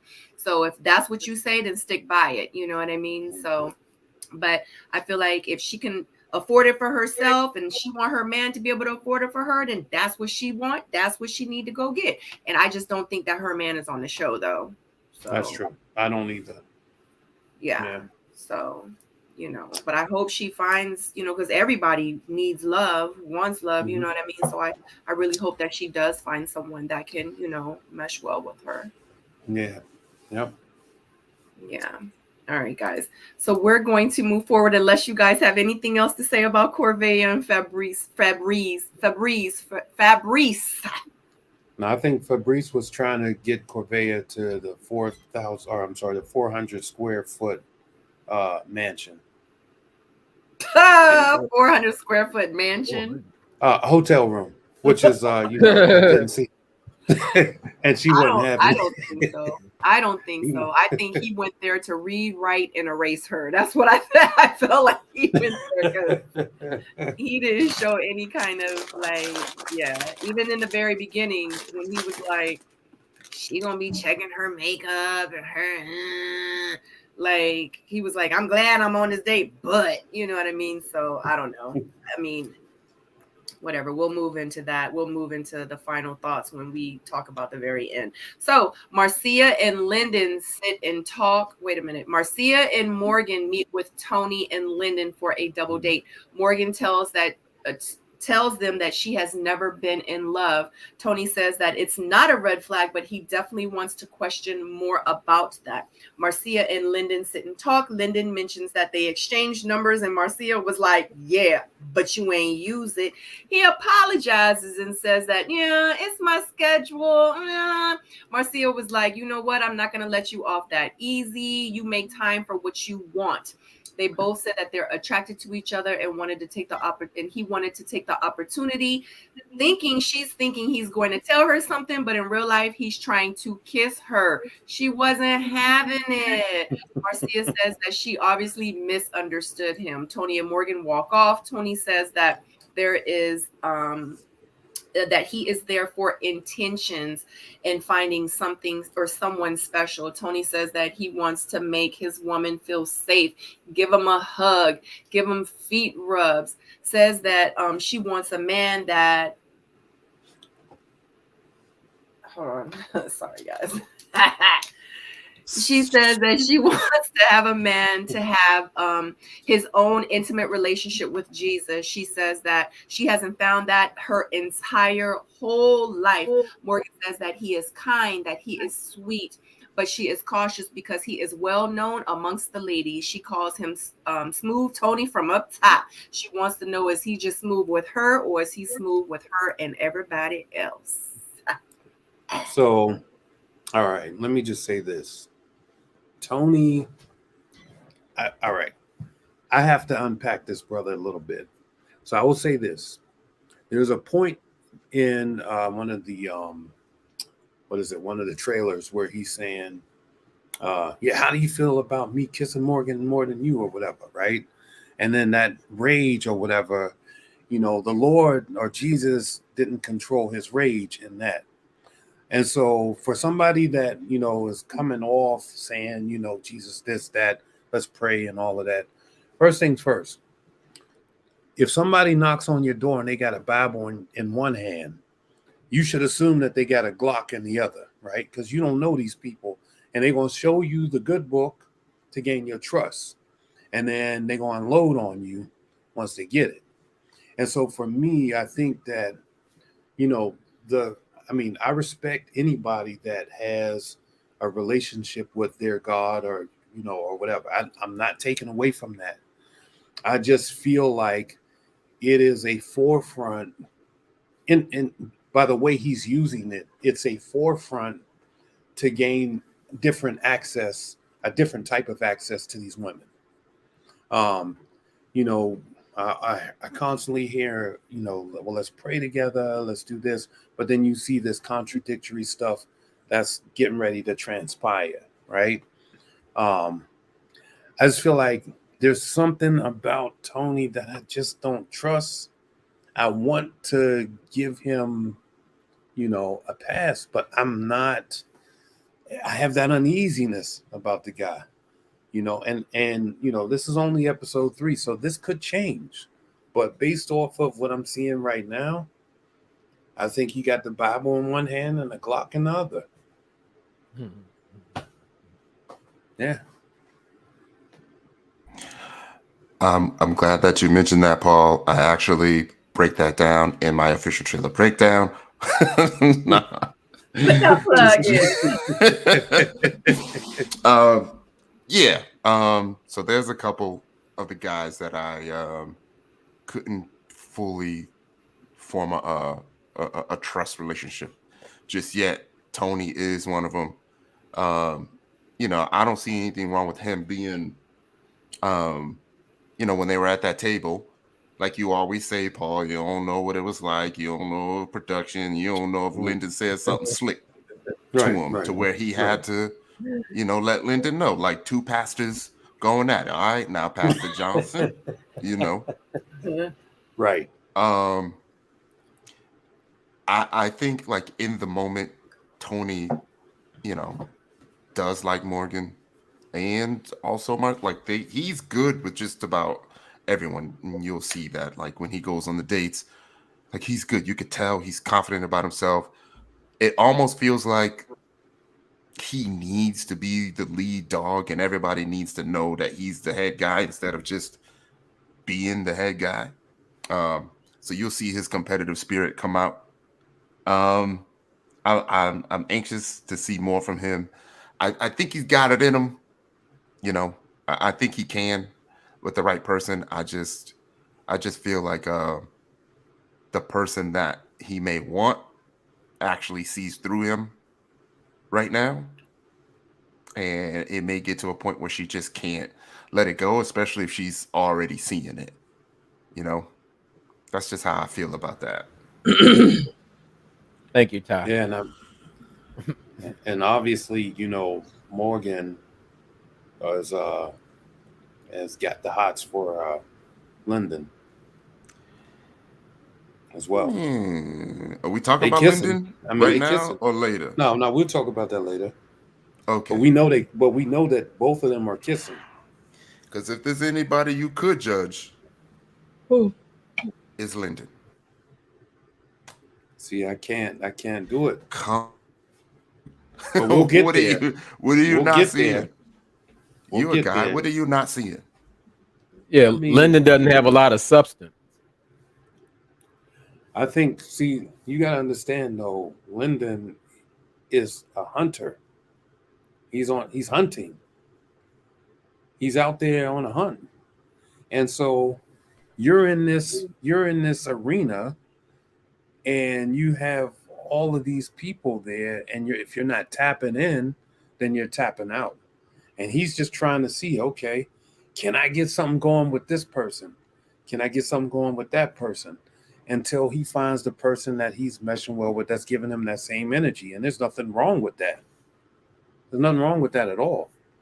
I mean, that is the assignment. Period. And so some people may look at that and say, "Oh, he's doing too much."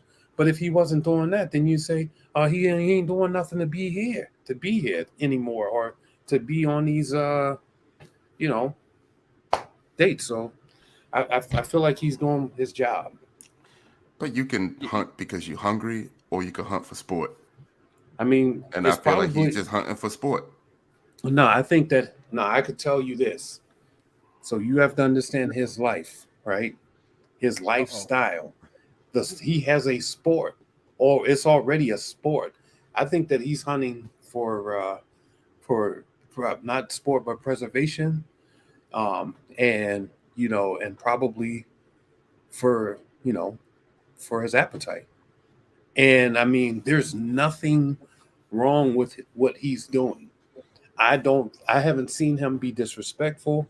When he went to go after the kiss for homegirl, he he wasn't sure. He asked. He wasn't sure. It wasn't like he just said, "Hey, come here for a minute," and went for it. He was like, "Oh, okay, I'm sorry. I thought we was on the same page." So he's just looking for that connection. And you know how it goes in these lounges. That's the challenge. Find your connection, see where it is, and make that thing grow. Make something happen with it. So I mean, Are you saying it's okay to be looking for that physical connection on the yeah. first date? Because I think he would be the only one. Well, I don't think so, because we had Fabrice saying that he wanted to F the whole world. And So, that didn't work for him. but it didn't work. But I mean, he did the same exact thing. Lyndon is going about it in a little bit more tactful approach. And I mean, come on, you like you said, we are men, right? And so for me, maybe a hug might do it for me. Maybe for Lyndon, it's kisses or whatever. It's that type of physical interaction. You can't tell somebody. I mean, your love language may be one thing, his may be something else. And I mean, if he's going for it and they accept it, it's like I'll give you a quick story. You go to a bar, you might go and tap one girl and say, "Hey, I want you to go home with me." You might get the drink dumped in your face. Go to the next one, and she might slap you. Go to the next one, and she might try to call security. But you get to the end, one of them is going to say, "Absolutely, I was waiting for this to happen." And I mean, that's what he's doing. Nothing wrong with it. He's being Yeah, respectful. He's doing his assignment. yeah. With Lyndon, I just don't see like he's just giving like a bare minimum. He's just trying to get in wherever he fit in. And Marcia was actually interested in him. She was letting him know that, hey, I'm not Mhm. concerned about your other connections. I'm trying to see what's going on like right here. But the fact of the matter, he says he likes her, but he didn't call her. So, that's very telling. But again, he wants to slide in for the kiss and he read it Mhm. wrong or whatever. I'm just, that doesn't feel like a big effort. It doesn't sound like, again, like somebody who's ready to love, like he's playing the field, you know. Yeah, you're supposed to mingle, but it's supposed to be something meaningful. I think they kind of got into the vulnerability dates a little early, but Yeah. again, that wasn't much vulnerability or connection. He just wanted to, what'd he say? I'm just like he's a kid middle school. You know, I'm just known for smooching. I smooch everyone. You know, I got your number. I don't call you, but can I get a smooch? You know, and that's what they named the episode after. Ain't much there. And then we can go to Uptown. I said Uptown. Smooth Tony from Up Top. He you know, I got a thing about New York. That's just me. I have a bias against some New York people. And I just think he's city slick. And he gonna play the guard, and I'm gonna be the man for you. I'm gonna rub your feet, cook your dinner, pay your bills, buy you the red bottoms, do everything what a man's supposed to do. Whatever she want to hear, that's what he gonna do.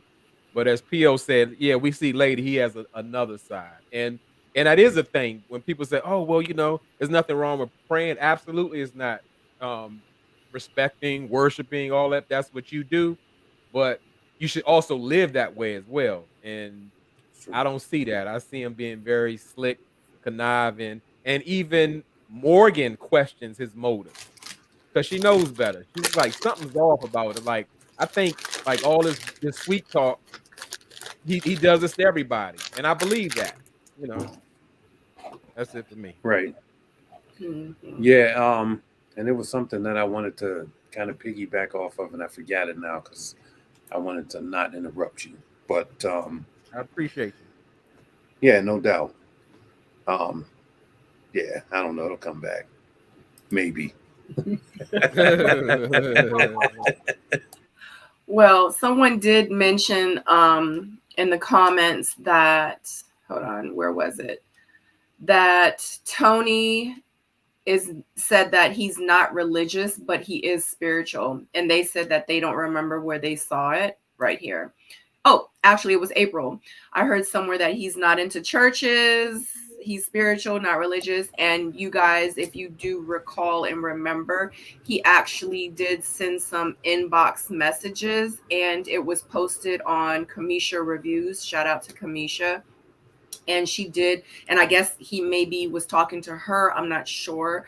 And she did post that, and he did pretty much say, he's like, I'm not religious, I ain't in the church, I ain't into none of that stuff. He was like, but I will say that he does believe in a higher being, a higher power. So just to kind of clarify that, if you guys didn't know, that's want to watch the replay or in the chat right now. But he did mention that. Mm-hmm. So I don't know. Then maybe that's some deception. Maybe it's a little bit of pulling the wool or something. I mean, I don't know. I can't stand here and say this brother doesn't believe what he believes, right? I just think that it's a terrible lead if you're not going to walk the walk, you know. Yeah. But who knows at the end of the day? I mean, I saw a guy praying, you know, over the food and everything else when he was on the date, and he's specifically cut time out to do that. You know, it wasn't like she asked him, are you going to pray? He demanded that, or not demanded, but, you know, pretty much said, hey, let me pray and whatever. Yeah, so I don't know. There's that part. Yeah, while he was praying up food. Yeah, exactly. So I don't know. I just, you know, I'm not saying like it's not that I don't like the guy, you know what I mean? I just don't have enough to form a true opinion about him. But if I was to be surface, I would say Bible, Glock. Mm-hmm. People have been inboxing me that. It's crazy. But people have been inboxing me saying like it's giving like he been to jail. Like, and I'm just like, what? Like, so yeah, hear me out, guys. It's not my words. I'm sorry, but I am going to talk about it because we're talking about it right now. But I just was like, really? They were like, yeah, like he giving me like he done been to jail, but he trying to be like a good guy. But if you pop off wrong, he gonna go back to jail because he gonna pop off. I'm just like, for real? Like, hey. So I like him or whatever. I think he's cool. I just feel like honestly, it's too soon for me to make Yeah, like it's just too with Tony, it's too like Fabrice, I knew right away. You know what I mean? With Corbella, I kind of knew right away. With Tony, I'm like, you know, I still really don't know. So Right. Yeah. Well, we know that Tony goes quite some, at least to episode 6. We know this. I mean, I think he's gonna be there for a while because in real life he has Marcia, he has Morgan, and I think it's still early, and in 2 connections, really that's all you need to kind of stay in. Really, you only need one for real. You don't really need none. No way. Exactly. Depending on who that producer depending is, which season it is, you know what I'm saying? Because there's people that done had one connection the whole show and they made it to the very end. There's people that had multiple connections and was off by episode 4. Yeah, so. and I fell on the sword in my season for a lot of men, for them not going home. I fell on the sword for them because of that. Yeah, hey, is what it is, you know. I got broad shoulders. Oh my gosh. The juggernaut. Well, I don't know. You know, I hope he says he's there intentionally. He says that he's there to find a wife. So if that's why he's there, I, you know, hope that he finds, you know, what he's looking for. You know what I mean? So because even though like, cause that's what it might come off like on TV, but in real life, he really might be that guy. He really might be a great guy looking for his wife. You know, he's not religious. He's very spiritual. He believes in a higher power, and that's just what it is. And but they're showing him in a very, very soft light, and I know damn well he's not soft. Well, we don't know because we see future episodes with him.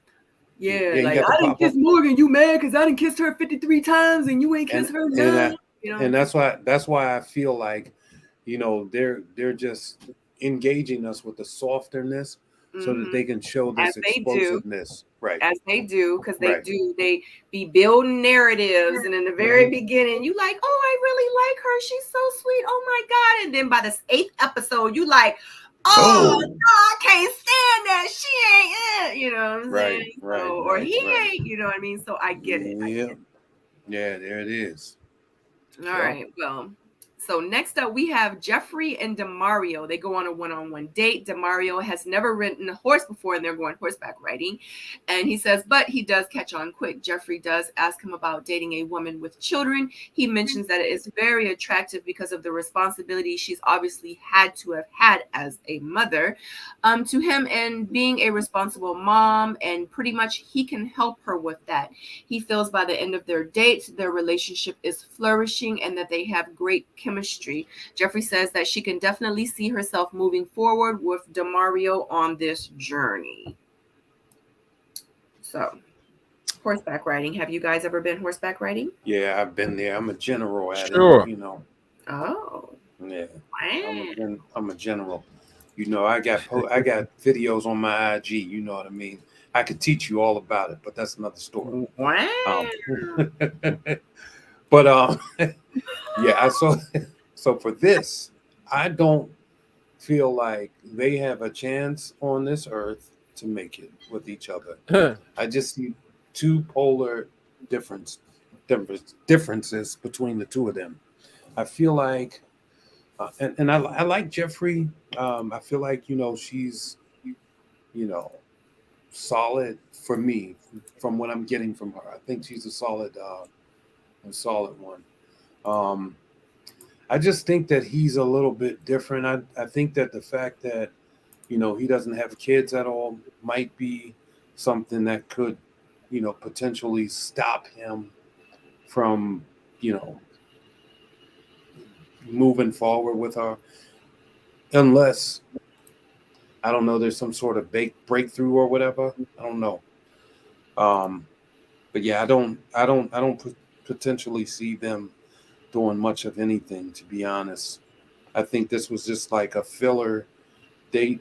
I think that the language that she used talking about going forward with him was filler. I might have to eat these words, but I think that's, you know, when I looked at that picture, I don't know. I didn't really see that like connection. It just seemed like a platonic date, and they said, "Hey, you know what?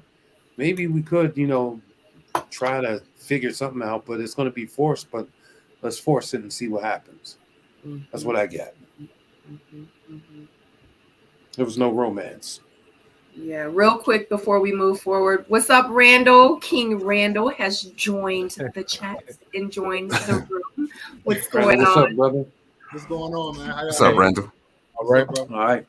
Sure. Yo, Randall, man. Yo, listen, man. Next time you come to DMV, one time on the court, I need you. Oh, hey, be careful.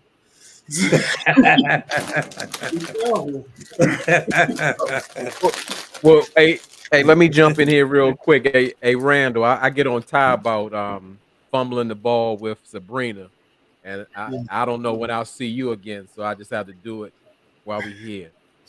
And you let Blue go when I seen on the show. I mean, like the personality just lit up the screen. Like I don't even know this woman, but I know she's Yeah. a wonderful woman, and I can't believe you fumbled that ball. That's something serious right there. So I just had to say it. How you use fumble? You don't even know it though. Well, I mean, I'm an energy person. Yeah. I can see it. I can read it. I can feel it. She coming off the screen. It's real. Is that serious? Yeah, Brittany dope though. I'm not gonna fake. She dope. I'll leave it at that. She is a dope person. Okay. Like, you good. Yeah, I'll leave it at that. Yeah. I'm not gonna say fumble though. Okay. What'd you say? You threw it, huh? You threw the ball. I didn't say that either. I didn't say that either. Yeah. Egg me So on. I'm trying to get him in trouble, man. I quit. I'm sorry, brother.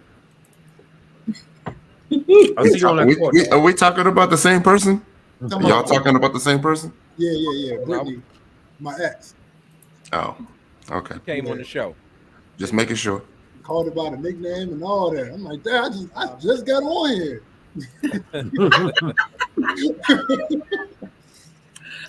J-Dub, we're waiting for that. He been waiting for that. Immediately. Like he segued into it and everything. Like he had to have that written down somewhere. Nah, that's how I do it. Ty know. I usually give it to him. Yeah. That's me. They keep saying I left to go do my skincare. Hey, Randy. What's up?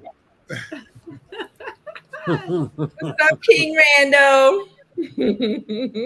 How you been? I keep him. Good. She lived down the street. I ain't seen her in a minute. She lived right. I can walk there down there. I know I drive past your house every day. So we are actually talking about I don't know if you guys want to say anything else, but we were talking about Jeffrey and Demario on their one-on-one horseback riding date. Would you guys or anyone else want to respond or have anything to say about that date? I'll say this. I'll say one thing. Just oh wow, we all spoke at once. All right, let's go with Tyrone first. No, I was gonna say I can understand why she would want to explore more, right? He seemed to be pretty cool, laid back, hasn't had any issues with anybody just yet. If there is one thing I want to know, it would be if he knows how many kids Jeffrey has, before he responded to that question. That's all. Because to go from 0 kids to multiple kids is a big step. Right? I think it's at least 2. Okay. And that's a big step. And I'm just trying to get an understanding if he like truly understands what taking care of multiple kids means. Mm-hmm. Because there's a lot to it, Right. What were you getting ready to say, P.O.? No, I was just gonna say, if Jeffrey, man, you're gonna take somebody on a horseback ride, you can't quit before they do. They might have told her, P.O., it might have been editing. They might have told her that, all right, yeah, it's time for y'all to get off. You know what I mean? Yeah, I got you. Yeah. Randall, he was like, ready to say, oh, sorry. No, I was just saying, he's like, yeah, another round. And she's like, nah, I'm cool. He's like, Why not? I don't know. I didn't remember the why not part. I mean, remember the lady saying, "Do y'all want to go another round?" And she was like, "No, we're done." Yeah, and I think I was just saying his energy was like, you know, I'm doing this now. Yeah, he was. He was like, I'm getting the hang of it. Mm-hmm. Randall, what were you about to say? I wasn't about to say anything yet. Oh, okay. I think it was Sharice, but Sharice, are you there? All right. Partially. All right. Yeah. So just to let you guys know, Sharice is in and out. She's handling some business, but we do appreciate Sharice being here with us. All right, guys. So moving forward, we have Jonique and Lyndon meet for a one-on-one date. Jonique says that Lyndon's nightlife does not bother her. She opens up about how she compares compares all her men together. She says that he appreciates her opening up and being vulnerable. Because remember, you guys know that Tony told them to let the guys know something about them that they normally wouldn't tell. And that was one of the things that she compares all her men. She says that they would have a good time together if they were to go out because of his lifestyle, and that, you know, pretty much she's cool with it. And he's like, you know, it's not always about going out. He says a lot of times he is behind the desk. So, and she's like, well, I can see us having a good time together. So your thoughts? Of course, Linda gonna say they're gonna have a good time. I like Jonique. You know what I mean? I think she's successful. I don't know if y'all noticed, but she blinging too. Mm-hmm. You know what I mean? Got the links up here. She tried to hide them a little bit, but you know, you can see it. I don't think she's gonna get a good look on the show. I don't think the dudes is gonna really give her a chance for some reason, but I like her. You know. Yeah, I think I wish we could get Lyndon on here for this, but I feel like how to say this. I feel like Lyndon would probably hang out with her. She's not Lyndon's speed, right? I don't think that there's anything romantic. But I do think that, you know, Lyndon would probably take her out and show her a nice time. I think he would definitely, you know, compliment her in that way. But yeah, I didn't see anything, you know, coming from this. I didn't see any real meat on the table. It was just kind of a date. And yeah, like Tyrone said, I think she's going to probably get pushed off and get sent home. Yeah, I didn't see anything there. It looked like two friends just hanging out. And when I saw that date, I kind of wondered. I was like, why do we keep seeing Lyndon? Like we're seeing the same people. Like there are other people, like you can almost forget them because we were never really introduced to them or we don't know anything about them. Lyndon went on 2, 3, 4 dates. I don't know how many, you know. Like, where's Lyndon, Anthony? Like, it's so like Blue. Like, where are these guys? right. So I could tell you this, just based off of from what I know about the behind the scenes thing. When you start seeing these people up front and you're seeing them often, like you've seen Lyndon appear multiple times, these are people that's going to go the long run because and that's why they're casting so much light on their stories as they go. I don't think that there's going to be any time soon that's going to check out for Lyndon. I think Lyndon's going to be one of the people that makes it to the end or very, very, very, very close. Wow. Along with Blake. Yeah, those are my two predictions so far. Randall, I knew you was going to the end, brother. They didn't even play me like that in the beginning, though. I knew you was going. I already knew you was going. It was already written, brother. We knew what it was. He had a few of them. Right. Options. I don't know. I don't see Lyndon going all the way to the end. Who do y'all think? Who like? Okay, for the men, who do you guys think it's going to be 3? Sorry if I have paint on my hand, guys. There might be 4. There might be 4. So y'all had 4. So let's say 3. Who do you think are the top 3 men that are gonna make it to the end? Just give me your idea of who might be going to the end, just real quick, starting with Tyrone. The 3 guys you I did discuss this in my breakdown. check it out on his YouTube channel. Which channel is it? Tyrone Wilson. All right. So I think we definitely confirmed in Andre. We confirmed, well, not confirmed, but I think Mark Anthony is up there. For the 3rd guy, I don't know why, but I'm leaning towards Blue. For the 3rd guy, not getting enough burn. Yeah, I think there's a reason for that. Like, he's a safe space for everyone, you know. For some, I don't know. I feel like I could see Blue and Corvea. You know, at least they haven't even been on a date though. I know. I don't know why, but which I is could crazy. See, but Yeah, I'm not behind the scenes like Randall, but I'm just guessing. Yeah. What about you? It's who do you think your top 3 guys would be to make it to the end, real quick? Smooth up top Tony, Lyndon, and Mark Anthony. What about you, Randall? It's gonna be a good ending. We didn't ask you that. I'm not asking you on the what. So in your head, without you knowing, who would you have thought from just you watching to episode 3? I already know you know, but who would you pick to from what you see up until episode 3 that you would think would make it to the end?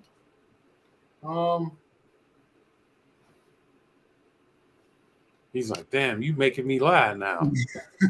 No, because up until episode 3, like I kind of know who's gonna make it to the end, but then it's like I kind of have my own opinion on who I think up until episode 3 would make it to the end. He said, yeah. Oh. Exactly. Okay, PO. So what the hell? I'm gonna say Blake is gonna be one of them. I Blake? think Blake. Wow. I'm saying Blake is gonna be one that's going to the end. I'm going to say Lyndon is gonna go to the end. And I'm going to say, I know Mark Anthony probably would be close, but I think he's going to snap and blow up something. Something's going to happen, and he's going to get off, and he's going to be out. It's with DeMario. Yeah, I don't think DeMario's going either. So I would say probably Blue. So I think Blue, Blake, Lyndon, and if they had a 4th one, maybe Mark Anthony. I'm not Mark Anthony. I'm sorry. Tony. Up top, Tony. If there's 4, but if not, I'm definitely gonna ride with Blake, Lyndon, and possibly Blue. But Lyndon might be my wild card. Lyndon might be the guy that gets to that last one date and be like, you know what? It's checkout time. I think he might be my wild card. SJ, leave me alone. Well, I think Blake is completely not gonna make it to the end. That's how he's gone. Nah, he's gone. Yeah, he's gonna end up going. I feel like. So let me say this. I feel like I remember seeing. No, I'm not even gonna go there. I feel like. Who is it? Andre is gonna make it to the end. The one with the in the front. Yeah. I'm like, sorry. Yeah. That's, you know what? Get Blue out. Put Andre in, and then we good. Okay, go ahead. Okay. I feel like Andre's gonna make it to the end. I feel like Tony is gonna make it to the end, and I feel like Honestly, I want to say it's a toss up between Demario and is it Demario? I know Mark and Anthony, but who is the other? Because their faces. It's definitely not going to be Lyndon. I think it's Demario. Demario has the pretty eyes. So Demario and Mark Anthony, I think. But I want to give it more towards Mark Anthony than Demario. Hey, Andre. Randall, if she's not even close, do like this, brother.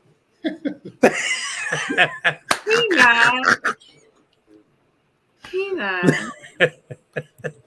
I like Lyndon too. Like I really like Lyndon. Listen, I'm telling you this.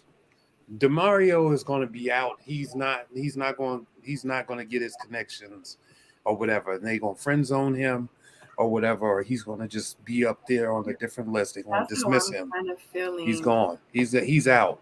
That's how Andre is definitely going to go with the curl. You know, he's our sensitive guy. Unless there's something crazy that just jumps off, I feel like he's going to do that. But Blake, you understand, Blake is carrying the show. Blake is carrying the show. Those women and want listen, kids, and he don't want no kids. And already they got a salty taste in their mouth because regardless of what Jeffrey said, golly, let's hurry up and get to that scene. Yeah, let's get to it. I mean, I'm telling you, I feel like Blake is going to go very far. Blake will probably be up for the next elimination too, and he's going to make it through that. You missed the scandal, P.O. You know, they already questioning that he locked in with Jeffrey. Exactly. So they already got like that in the back of their head. Yeah. In the back of their head, they're already like, even though, okay, let me hurry up. Okay. So the ladies meet sorry guys. The ladies meet with Tommy at the ladies lounge. They discuss their strongest and so not strongest connections. Jeffrey reveals that Blake says that he hates that he has to go through this process because he has already found his girl. He says that Jeffrey is his dream woman. He wants to know who she is going on a date with, what time she is getting done, who is her top, etc., etc. She says she feels like she's in a relationship and she ain't even in no relationship with this dude. She says that she has not been able to breathe. She is not interested in a man like that. And Sue Ann says that he is one of her closest connections, and that has not been her experience at all. Tommy tells women that that they have one man to get a second chance with the second chance lifeline, because he did tell the men already. Now he's telling the women that, and to pretty much to let them know to use it wisely. So let's talk about what Jeffrey said. So my question is, because I've seen it all over social media, do y'all think Jeffrey lying? That's the question. No. Okay. No. So this is the Carmen and P.O. battle once again. You know, you always have that confrontation, that whole thing. So I'll tell you this. He said it, but he didn't say it. But he said it, but he didn't say it. But he said it, but he didn't say it. But I'll say this. I believe what Jeffrey said. Jeffrey said, you know, that he's talking all this, and I believe that he probably stated his case. He made his case and was vying for, you know, a connection with her. I 100% wholeheartedly believe that he said that. Now, was it to the degree that, you know, was it to Snoop Dogg? Funny. Was it to the degree that that, you know, that it was made out to be? Possibly not. And I mean, sometimes it depends on your delivery. Interpretation may be different, right? So if he's meaning one thing here, but saying it one way and it's interpreted a different way, it could come off as, yo, you hawking me. But if she's not telling him, like, yo, you're really hawking me and you're on my back, he keeps going on and on, then he thinks that his job is working. Like he's putting it in. So there could be some you know, interpretation that may be off there. I believe that those words probably came out of his mouth. I do think that it's a little bit messy to bring that up in that situation, because I was a firm believer when I was there. If I talk to you, whatever we talk about is us, and I'm not commingling relationships. So don't ask me about who I feel or who's my top or whatever. Like right now, you should be, in the moment. So if we talking, you're my top right now. And when we get off this phone or get out of this date, who knows? So, I mean, I think that was probably a little bit messy. But ultimately, I don't think Blake was wrong for stating his case. You have to, Yeah. and the task at hand is go after all of these women and see which ones does it for you.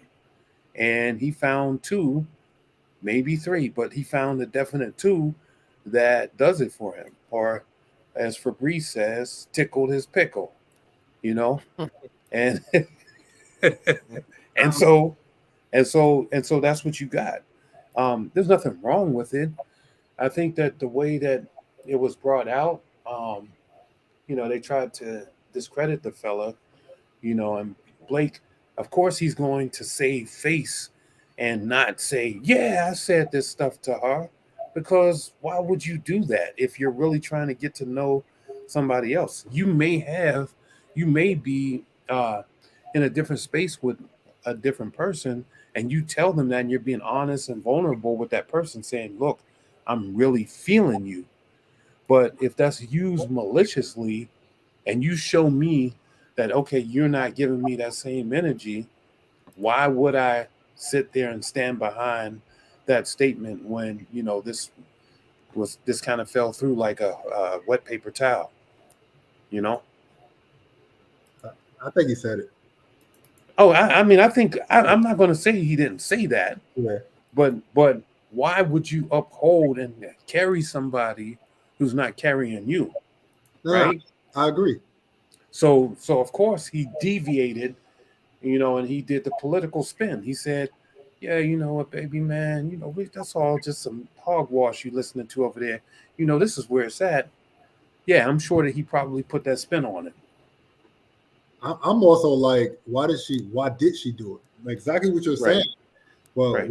why would she say all of that? Like, what would be her point of doing all that? Like, what Right. thought process? So I mean, is there some inner beef going on in that ladies' lounge Right, there you that that injected all of that type of venom, to where somebody's like, oh, well, you think that's your man? go. Right. Well, your man just, what I'm saying, your man is telling me this and this and that. Now, how about that? And there might have been a little bit of extra sauce on there, you know what I'm saying? And it might have gotten a little bit blown up, but at the end of the day, yeah, there are words. And when somebody says one thing that's true, if you throw a little bit extra sauce on it, it's gonna make it even more believable. So yeah, definitely Blake stated his case, but I think Jeffrey might have put a little bit extra sauce on it. I I think there's things that he said, and I think there's things that she interpreted. I think it's also kind of ironic that, they say what happens in the lounge stays in the lounge. So I do understand them having conversations. It's just that we get to see and hear everything that happens in the lounge. Right. So that's also weird. Um, I think he's smart enough to understand that he needs to go a little bit harder in order to stay on the show, considering he's been on the bottom. So I don't think that she has anything to gain by lying. Do you know what I mean? But he also didn't deny it. And he was also presented with the opportunity to actually say who he has a connection with. And I think he basically just said, yeah, I do have a connection with someone.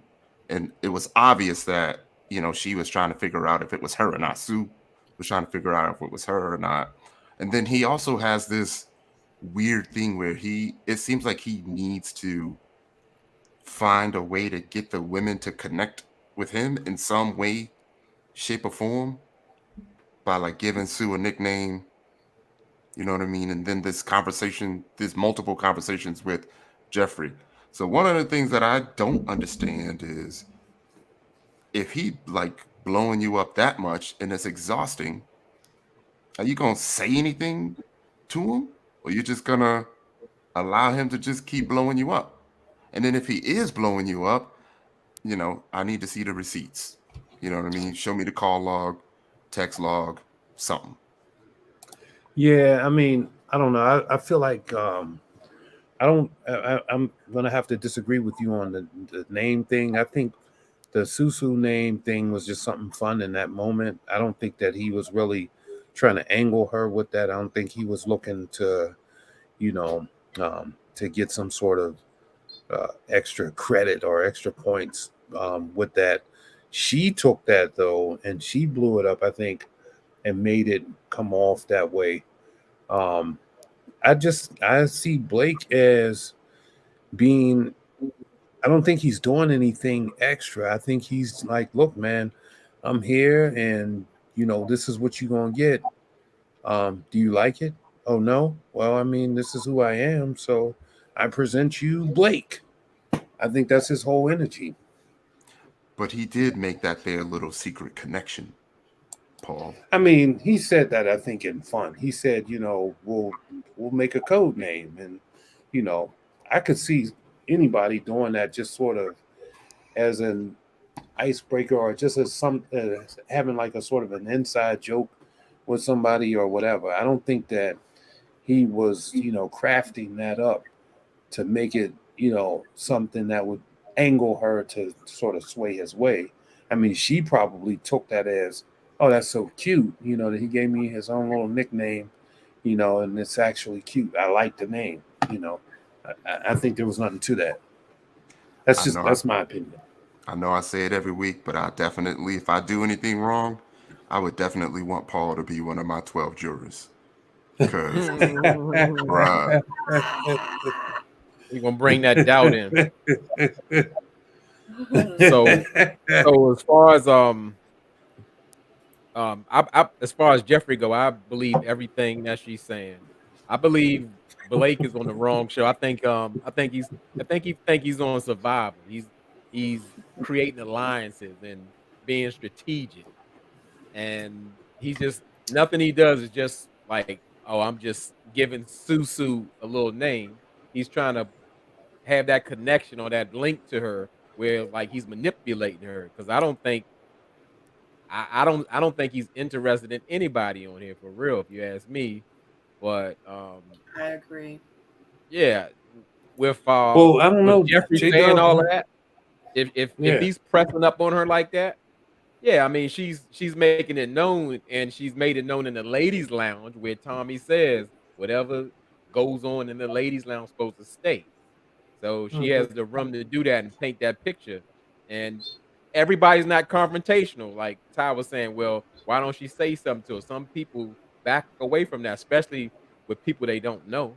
They rather, like, in some cases, retreat. So, right, no doubt. I believe everything she's saying.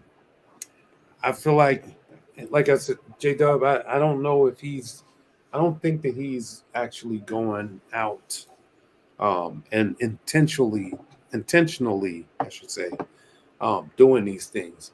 I just think that, that's his personality. Now, to my question to you is you're saying that, he's out there just trying to survive, but I don't think he's trying that hard to survive. I think he's just working with the resources that he has, which is the two. I mean, he went out with Jeffrey, but I think Susu is his, his bread and butter connection. I think he's nurturing or trying to nurture that and keep her on the squad. Now, I will say this: maybe Susu is a vote for him to stay on the show. It's his lawyer in the ladies' lounge, and maybe he sees something in Jeffrey.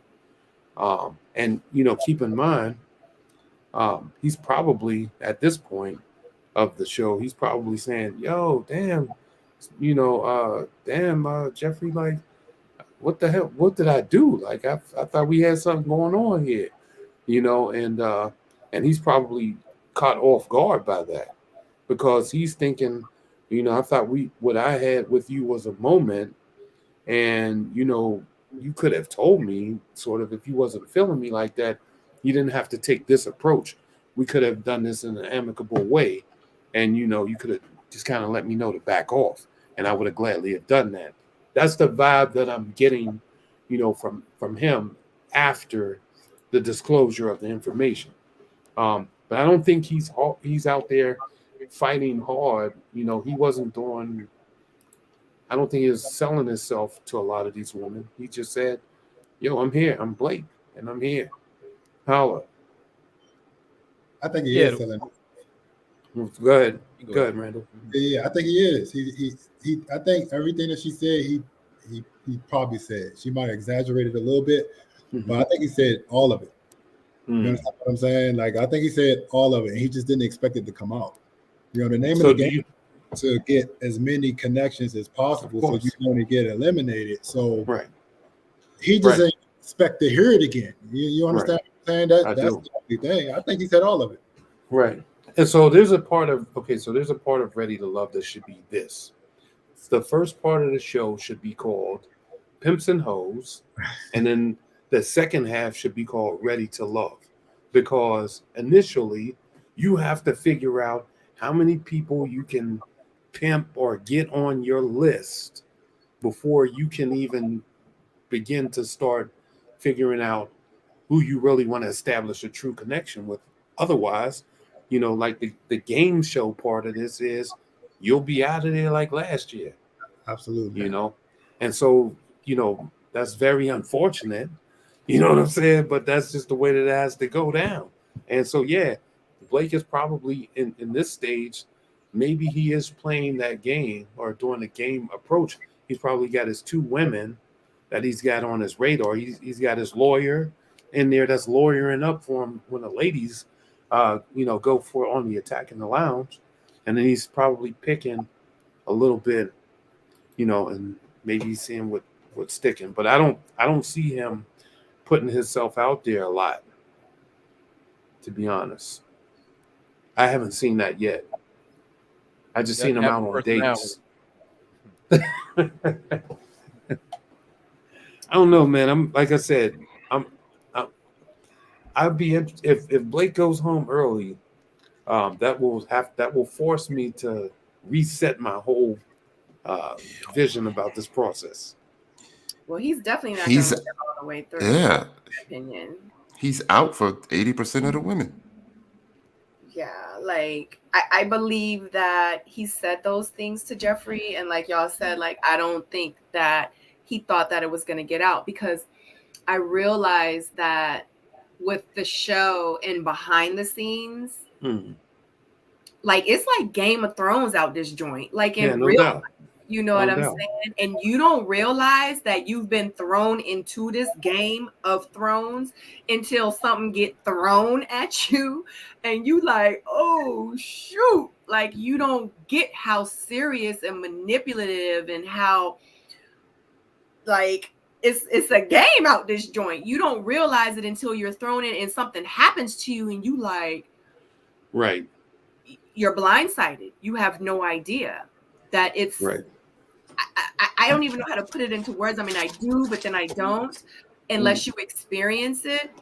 And I think that he was blindsided, but it made me feel like the way he was looking, and the fact when we haven't even gone to that part yet, but I feel like that she did over exaggerate slightly. I mean, a lot of women do that. And yeah, but I feel like I'm gonna keep it 100. For some reason, I really don't feel like he was like, I found the one. I just don't believe he said that to her. Like I haven't seen anything between them at all. And I don't know. And for him to kind of throw him under the bus too and be like, I don't like no man like that. Like Tyrone said, when was you going to tell him? Right. Like you sat there and listened to all the stuff he said. Who you going on a date with? Excuse me. What time you getting back? Who is your top? who did you sat there and listened to him through all these different conversations every other day or every day that y'all was having, but then you gonna wait to go to the women's lounge to throw him under the bus? So that's what made me kind of look at her like, are you really telling the whole truth and nothing but the truth? So help you? Like, I just don't know. I just feel like it's something fishy. I feel like she's not being truthful. I feel like, in a sense, she might not be telling the truth. She might be throwing him under the bus because in real life, she's trying to stay in the game. We are talking about Game of Thrones. And she feels like, guess what? He ain't interested in me. He ain't one of my connections. So guess what? I need to get rid of You can him. be selfish. I You need can to be keep selfish. the people on the game that's going to be voting for me. And the people like they did me, when they felt like I wasn't going to vote for them and they was trying to get me voted off the game, the show or whatever. So they tried to throw me under the bus, talking to the guys. Yeah, you need to, she ain't feeling, she gonna feel she feeling Walter. You see what I'm saying? So they did that with me too, to try to get me knocked off the game because I was a threat. You know what I mean? So maybe she feel like he not playing the game to her advantage. So he need to go. Same with what they try to do with Walter. I mean, it's sad that it's like this, but that's just the reality of it, and that's just a little behind the scenes for you guys. You know what I'm saying? Yeah. That's exactly what I'm talking about. Yeah, I like Jeffrey and I like Blake separately. I think that of the ladies that Jeffrey would be one of my picks to make it to the end. I'm like, that's kind of one of the persons that I want to see through this whole process. And then you have Blake. And just for those who is questioning why is he rooting for Blake? Like, Blake is giving nothing. I'm always out here, to uplift the underdog, right? I'm gonna hold out hope until there is no more hope, and then I have to let it go. But I'm gonna stand by the fact that Blake there's got to be more substance to him, just cause. It is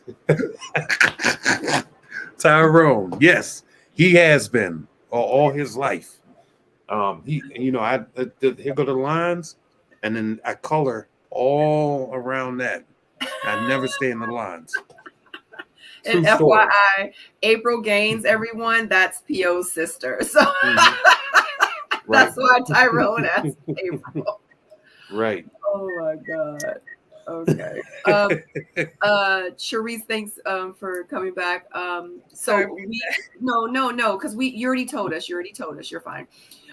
Do you want to speak on Jeffrey and what she said about Blake and what he said to her? Like, I've already found my girl. Like, you're the person I want to be with. I hate that I have to go through this process. Who you going on a date with? What time you getting back? Golly, Jesus, that is so loud. Oh, I'm so sorry. Sorry about that. My bad. Oh, did you want to speak about that? I'm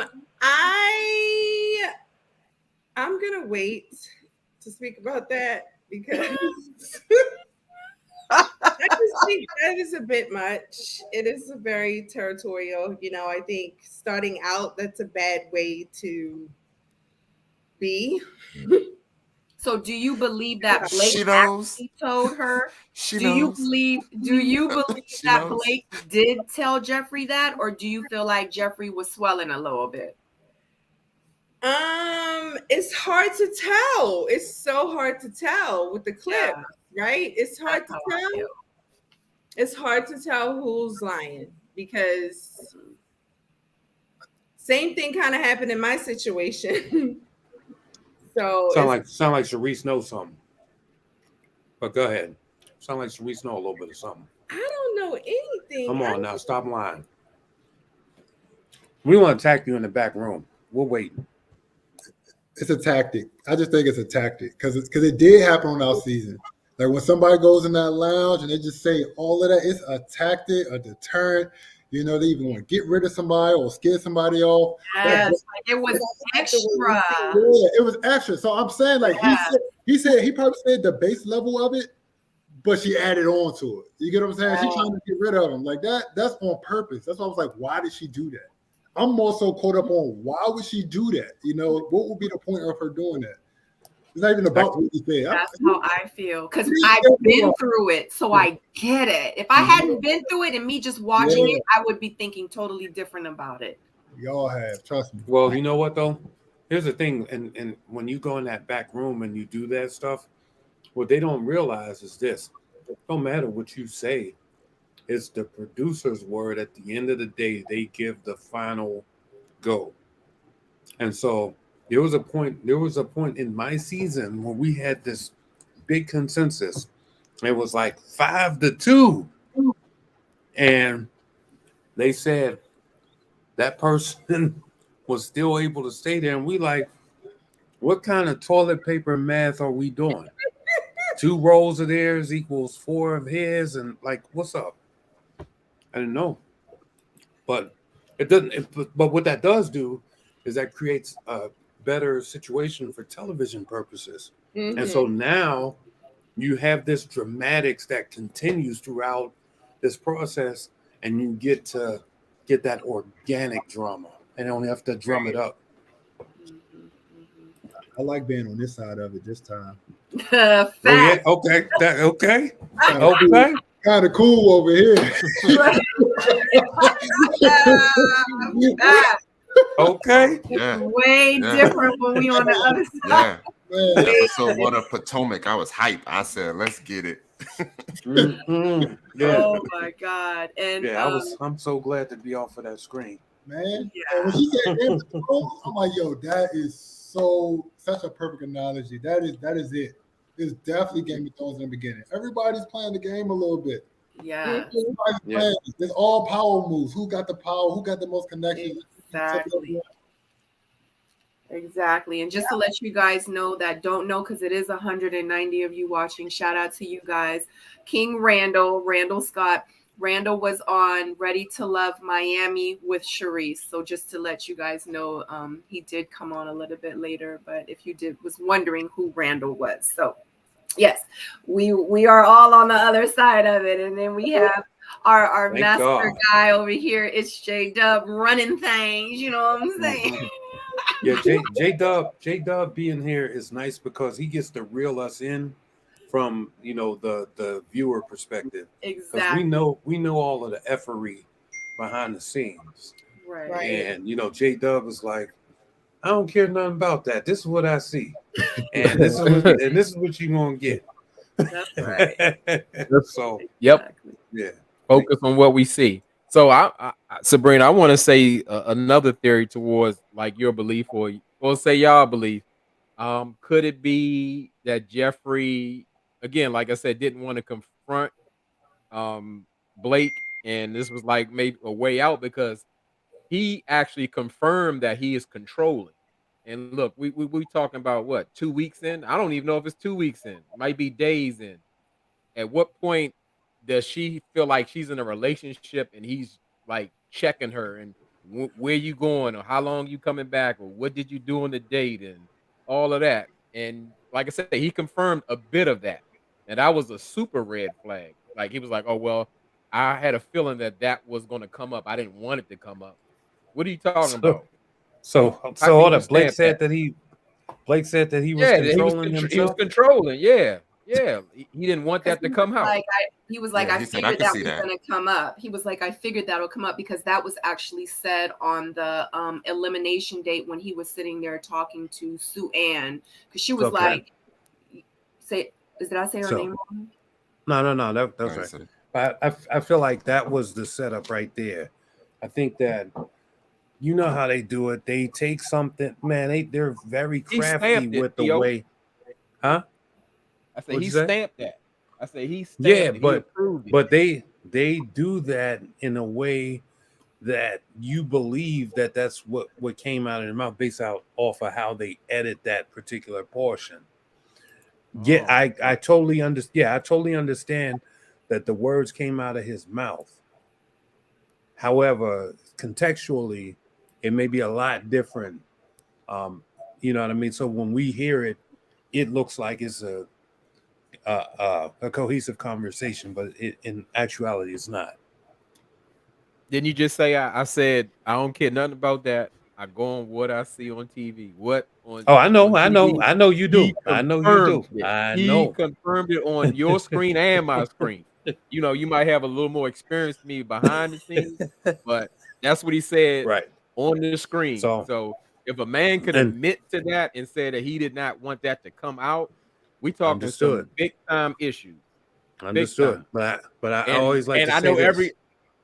He was Mhm, one more thing. One more thing. And mhm. if I know everyone thinks that all the women are healed on here, that could be triggering for somebody that controlling, you know, and that could get a Mhm. little scary. Like I just met this man 7 days ago. Now I gotta tell him what I did on a date, when I got back, who I was with, did I kiss him, all that kind of stuff. And Right. I'm done. No, Then no you can doubt go about build. that. Yeah, I mean, real talk, real talk. In this process, as a man, woman, I don't care who you are, you shouldn't be asking people what the heck they did on their date that you were not a part of. It's none of your business. Period. Just deal with Then the it. show would be over. And You you know said about, and something Randall, right. you know about that. The show would be over. I don't know. People get territorial. They lose it. Right. But people don't, but see, and like that's what I was saying. People are out here playing Game of Thrones, and there's some people on this show that don't know that they in the Game of Thrones. You see what I'm Right. saying? So No. I think that he was just genuinely curious and was asking. He might not have been to that extent of what she's saying, but at the end of the day, he probably was like, so who you going on a date with? Because guess what? The women on our season was calling the men like, so who you going on a date with? Da, da, da, da, da. Because people need to know like who we need to mark off, who we need to X, who we got to put a check mark by, who we got to put a point with, who can we get on our team that's going to be an alliance with us. Like, you see what I'm saying? Yeah, I've seen that. I've seen that happen. Right. So for real, And Blake might just be playing the game. At this point, I personally damn, it's too early. It's too damn early for this. and It's only too early. the third That's episode. why I'm like, it's hard for me to be like, because in Jeffrey head, she thinking he being controlling, but in Blake head, he like, nah, I'm trying to see what I got to do to stay in the game. Like we really just don't know. It's not too early because he already been at the bottom. It's not too early. Nah, but see, listen. But that's the thing. When you're at the bottom, right? You don't know this. You don't know this when you're going through the process. You understand what I'm saying? So, like, you just show up and this early in the game, you don't know. This is only episode 3, right? So you don't really know how often you're being at the bottom and the conversations that's taking place in the ladies' lounge. You understand? He had an idea, Paul. He was at the bottom. He eliminated Z, and he even said that he felt it was kind of weird that he was even there. Remember, he was saying like, "This is kind of strange, but okay." So he has an idea. But this is the thing. What I'm saying, from my experience, anyway, I think I probably was in the bottom damn near every episode, right? Based off of what you saw. But realistically, that wasn't the actual case. And we know this. Facts. But so he might just have fell off on a sword for the dramatics of television. I mean, there was a point where, and I think you guys all probably experienced this in the ladies or men's lounge or whatever, where you have them go around saying, who are you not connected with? And then they ask you one name, and then they say, give me another. And then they say, give me another until you give them the bingo name. And then they have it all stacked up. And then they say, okay, cool, we got the information. And then when they play it back, you're like, oh, I never even said that. Like that was just wrong. See what I'm saying? I was asked what right it is. on my date.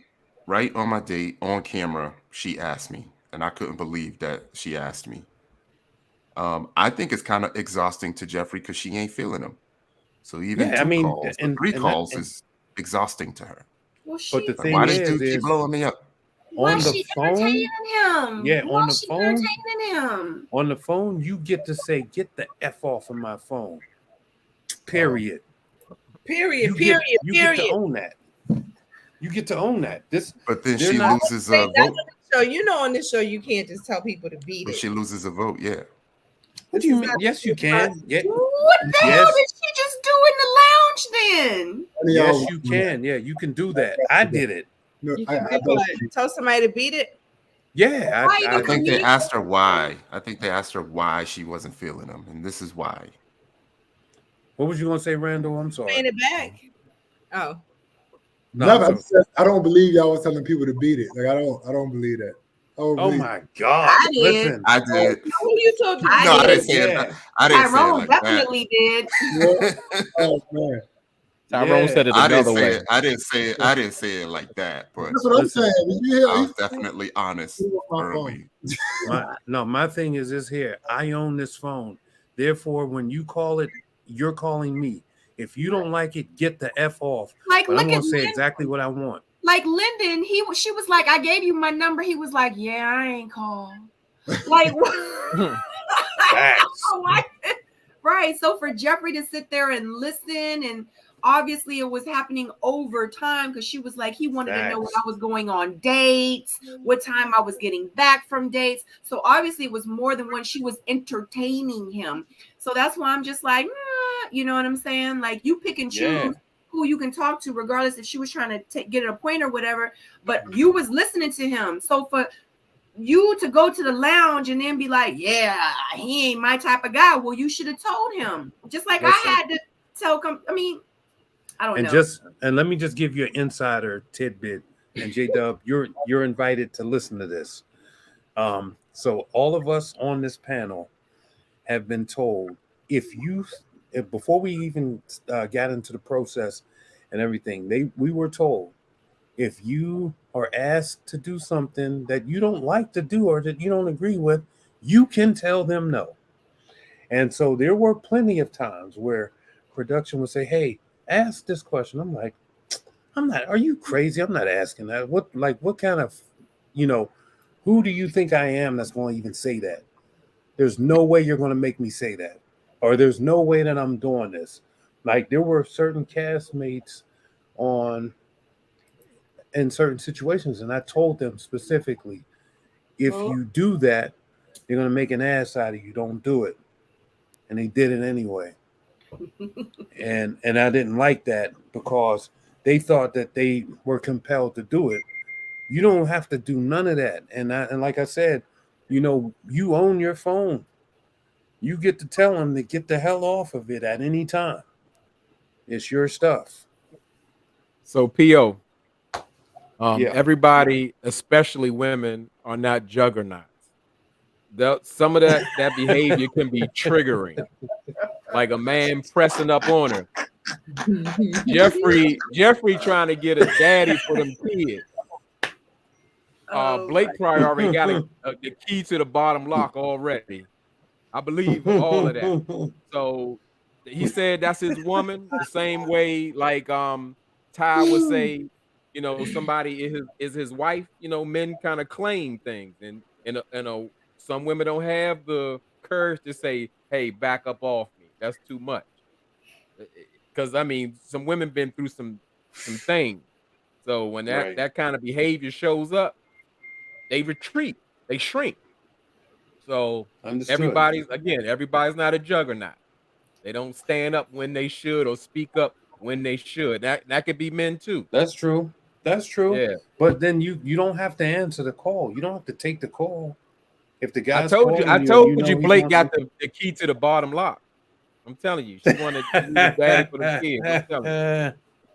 I'm telling you. No, I defend both men and women. Well, Blake need to unlock that personality. That's what he need to do. He been going off his looks the whole time because he hadn't been bringing nothing this whole season, and the ladies still loving him. And not only does he not have a personality, doesn't that shock you? He's arrogant. Doesn't that shock you though? Doesn't that shock you? How you really feel, J-Dub? Well, let me fit. Yeah, I mean, at the same time, and he admits to all these things. He says that, hey, look, I am controlling. Hey, look, I am combative. And guess what? They said I'm combative. I'm going to be more combative after you telling me corrective information. I mean, and at this point, I'm nervous. A woman can still keep coming forward, hearing that. I mean, it's tough. It got to be tough out there because But J ain't Dub, nothing good come to you. You get that information. Nothing. listen, my brother. A lot more I'm conversation. listening. There has to be something in your mind that says that's odd that so many women would listen to this guy and he's still in the game, right? So that tells you that he is saying these things for true, but he's also saying other things that you don't see.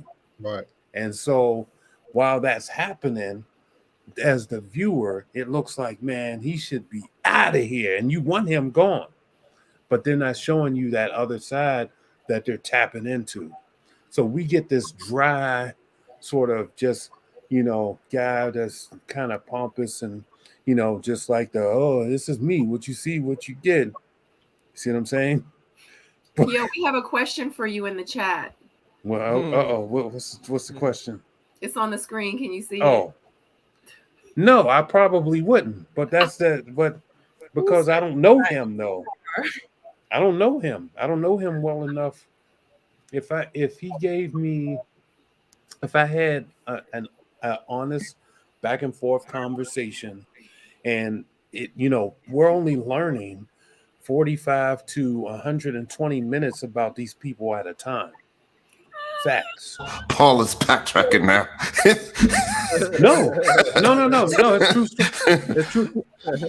We're only learning about these people 120 seconds at a time, right?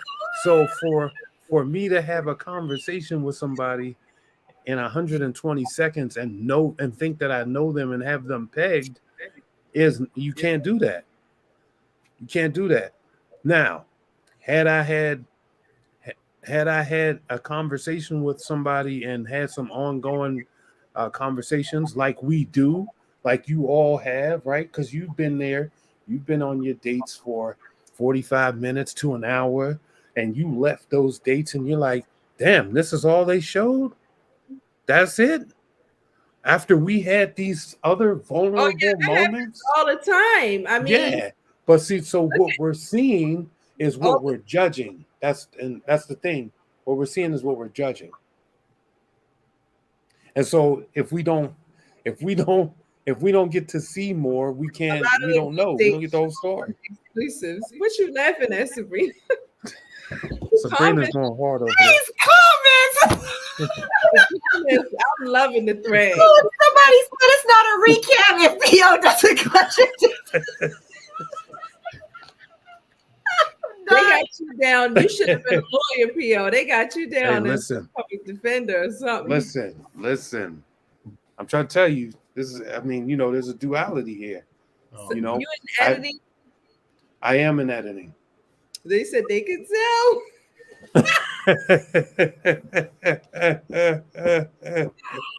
Oh my God. All right. Listen, I have not been. This is not the first time I'm hearing that I should have been a lawyer. Trust me. Oh, I hear this all the time. Oh God, I love y'all so much. Okay, so let's go ahead and get to the nitty gritty and discuss this real quick. Yeah, let's get to it. Blake and I was about to say Felice, Lord have mercy. Fabrice are the two guys on the bottom. Fabrice is the one to get eliminated. Your thoughts? So we can move forward. All right. He was ready to go. Anyway, he needed to go find somebody to pickle his tickle. Or tickle his tickle. So, listen, I feel like that was the only time that I really seen Fabrice be a little bit vulnerable. Okay, and I saw his whole demeanor shift in a way that he was like, wait a minute, this is I'm not here to I felt like he wanted to say his whole demeanor was saying, I'm not here to hurt anybody. I'm not here to, disrespect anybody. This is just who I am. This is the way that I've grown up. This is what I've been exposed to. I'm not trying to do anything wrong to you people. I just want to, I don't know how to express myself so that you get it, so that you understand where I'm coming from. I didn't look at him as the slime ball that I thought he would be at first. It gave me some perspective into who he really was, and it was just that moment in time where I'm like, okay, I'm starting to see what this guy really was trying to do, and maybe he didn't mean any harm by that. It's just that because people culturally wasn't exposed to that type of you know reality, it was just the wrong theater for the show to play in. That's all I got. Well, real quick, let me read the notes. I'm sorry. Marcia meets Fabrice and he tells her that he can't focus because of her breasts, pretty much. She tells him that you can't do that. He says, well, you wore it for a reason, didn't you? And Marcia tells Fabrice that the ladies have some concerns. He mentioned sex a lot. They didn't know if it was the right reasons, and that he was pretty much surface level and they wanted to know more. Fabrice responds and says that sex is important in a relationship, and if they don't believe that, then they're pretty much lying to themselves. And he also says that it's a lack of maturity on their end. So let me chime in and add to that. Okay. And I'll say this. There's two things. Number one, I'm agreeing with Fabrice on this. He's right that you're lacking that sort of maturity when we feel like, okay, we're adults right now. We should be able to have this type of conversation with each other and it not be something that is coming off as taboo. I understand that state of mind that he's in. However, you can't just initiate the beginning, the middle, and the end of a conversation where it's just sex, sex, sex, sex, sex. But he's also right about it is important to everybody, because there's people that, if that sex game ain't on point, first time, maybe they won't check out. Second time, maybe they like, I don't know about this. Third time, if it's whack, they're like, yo, I'm not trying to be with this for the rest of my life. I'm kidding myself. And then they check out. But if it's the bomb.com from the door, right, then they build on top of that. Oh, my goodness, he rocked my world, or, she threw that thing back or whatever, and they say, oh, whatever. And they try to build onto that.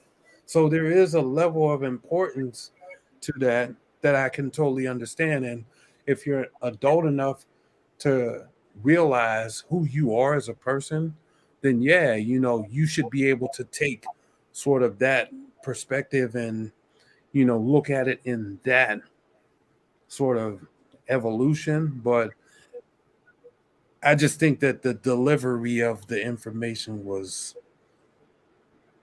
I think it was too fast. It was just too fast. Like you in the very beginning, and like that's why they say he has no substance, right? Like you can't eat with that. You're supposed to be like, the whole point of the process. They always say, like, get rid of the lust and do things that you're not doing before. And he coming right into the process doing what everybody do on the street. So that defeats the whole purpose, right? So he should be getting to know each and every person on a deeper level before you get to the point where you start talking about that. So that his timing is just totally off. That's why everybody upset. Right. That's true. Yeah. Time is everything, man.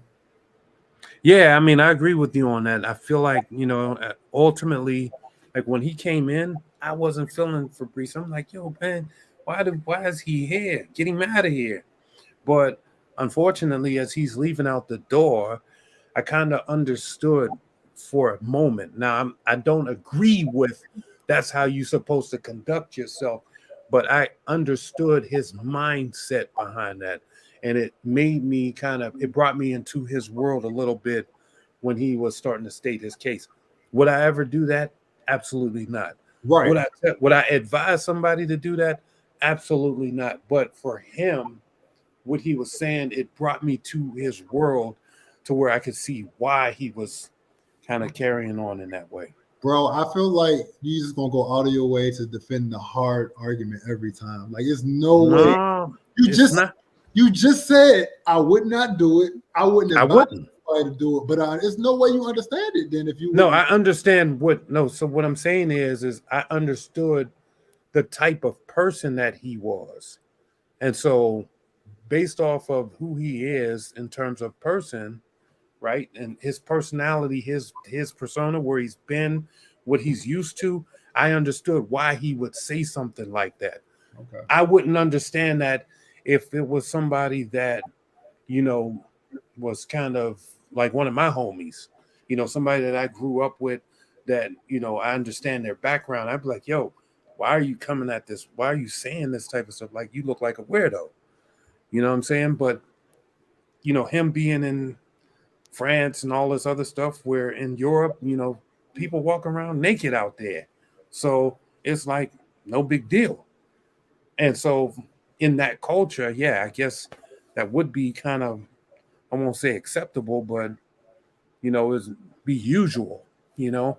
But you come here to some places where we're very conservative, you know, we are very concerned about our rights, we're concerned about our space, and we put you know, reservations on the types of conversations that we're willing to have with each other. I can understand how that could be off-putting to people listening to that. So I'm not saying I don't agree that you have that. I just understood, you know, his headspace and where he was coming from. But no, absolutely not. Do I agree with that? Okay. Yeah. I got it. Because, you know, the process is a microcosm. You know, it's not even.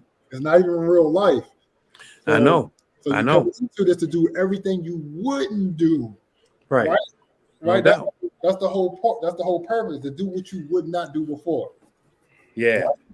But that's one of the things. Yeah, that's one of the things he probably should not have done.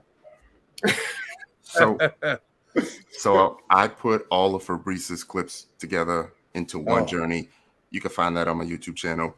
And I just want to say that aside from that moment where he got up and stood in front of everyone and didn't say a word, the date was probably like his best look. Everything after him being corrected by Marcia about the breasts wasn't really bad. You know what I mean? Because I was listening to the audio and it was just essentially him explaining himself and basically saying, you know, for the women to say that sex isn't important sounds kind of hypocritical. And that's kind of all we're hearing. But we're still relating it to his entire journey, where that date could have been cut up into a bunch of different pieces. Right. But like I said, everything after him, you know, talking about the breasts is bad. But still, to be this old, to be this mature, and you don't understand how, you know, the dating goes and what is going to be disrespectful to most women, like, you can't get around that. You know what I mean? And especially the way Tommy feels about the women being disrespected on the show, the way Oprah actually addressed Will and saying, we is not going to let people look a certain way, you know, on my network. I understand why he had to go. You know? So, yeah. Wait, Oprah addressed Will about that? I missed this. They literally just had an interview where they were just talking about it. Yeah. Really? Yeah. Shannon Sharp, right? What was that on? Yeah. What happened? Come again? Come on.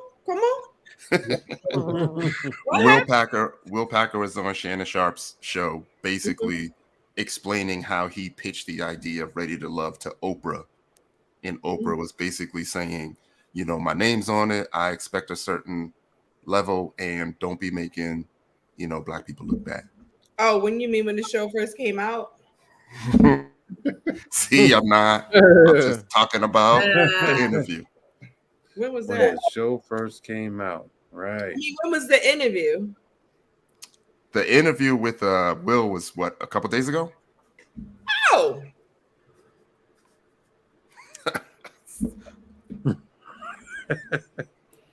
gonna have to go. I mean, I'm gonna that's have to the go reason why I and do got on the recon. show, because they told me like Will Pack and Oprah, they wasn't gonna do the negativity or the name calling or anything like that. We all thought that. I did it because it was on the network myself. But y'all know, OWN is not owned by Oprah Winfrey anymore. Nope. It's Discovery. Yep. All I'm doing is talking Yeah, about she the energy. sold it. That's why when people, Yeah. when I be hearing So people, it don't matter no more. let me tell y'all something real quick. When y'all be hearing people talk about, yeah, Oprah Winfrey said, we heard that she wanted us to be on the show from herself, and Oprah Winfrey don't own network no more, guys. That is a long time ago. Oprah, like when I be doing the interviews, I be like, did y'all meet Oprah? Like, I know you didn't meet Oprah. True. She don't own it no more.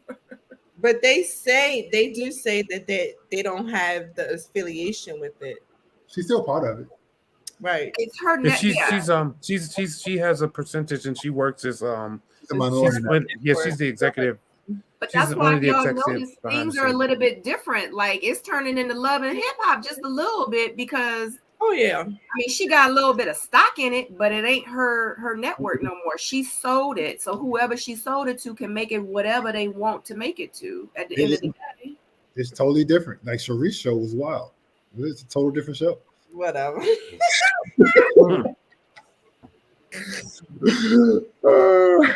She's definitely not selecting the cash. Just like when y'all be like, Tommy, why you bring these people in? Tommy don't have nothing to do with it At all. You know, it's Tommy was really excited and surprised about Rashid and what's the name's engagement. I'm like, okay, I don't even know if Tommy cares that much. No, Tommy Well, got you a know job. what, Tommy gets no, but you know what? to do his But I will job, say, period. I'll say this. Tommy actually does have a relationship with Rashid. That makes Oh sense. yeah, they're close. They are close. So I think they probably they're frat brothers. Yeah. Yeah, they're definitely close. Yeah, if you're a Yeah. frat brother, but if you don't know him from and you also got to Rasheed think. sold him a ghost. You also got to Yeah, think he from did. Tommy's perspective. This is The white one. what season 7, and he finally gets to see something like that. And apparently, he had no idea that was going to happen. So they wanted to get his true reaction from seeing that. Yeah, they didn't tell him. True. Oh. Yeah, they didn't tell him. Yeah. And it validates the show, lets I'm us know sure he has kind a of good real. Mm-hmm. Yeah. Mm. Yeah. All right, guys. Well, we are hitting that 3-hour mark and we are going to wrap it up. I want to give a special shout out to you guys. You guys are amazing. Thank you for joining me tonight. A special shout out to the chat. Without you guys, there is no us. We hit over 200 views watching tonight. Thank you so much. Chat is lit. If you have not hit that thumbs up, don't forget to hit the thumbs up. And if you have not subscribed to my channel, I would so greatly appreciate it if you were join our Seoul Mate community. Now, you guys know in the very beginning and in the end, I like to go around the panelists and have them introduce themselves and where they can find it. Also, to let you guys know, I know a lot of you were asking about Tyrone and his channel. He did mention that he has Fabrice's exit. He did do like a compilation video of everything. I put that link in the chat. So definitely find that out. Or you can go to his channel and you can check out Fabrice's exit. But we are going to start with Tyrone. We're going to go around the room and have everybody introduce themselves. Or how do you say, extroduce yourself? And let everybody know where they can find you. What's up, everybody? Tyrone E. Wilson. No, I'm just practicing again. Yeah, I told y'all that I was gonna get into video editing and my tip to learn some different skills and stuff. It's been really, really fun. I did also mention in one of the previous panels that I nerd out a bit and I got into a program called Chat GPT. You know, I highly, highly recommend that for everybody. I literally create a YouTube channel with no work. Everything was done with AI, videos, text, everything. It could really change your life if you really want to get into it. But yeah, like I want to try to be a little bit more, you know, out there on social media.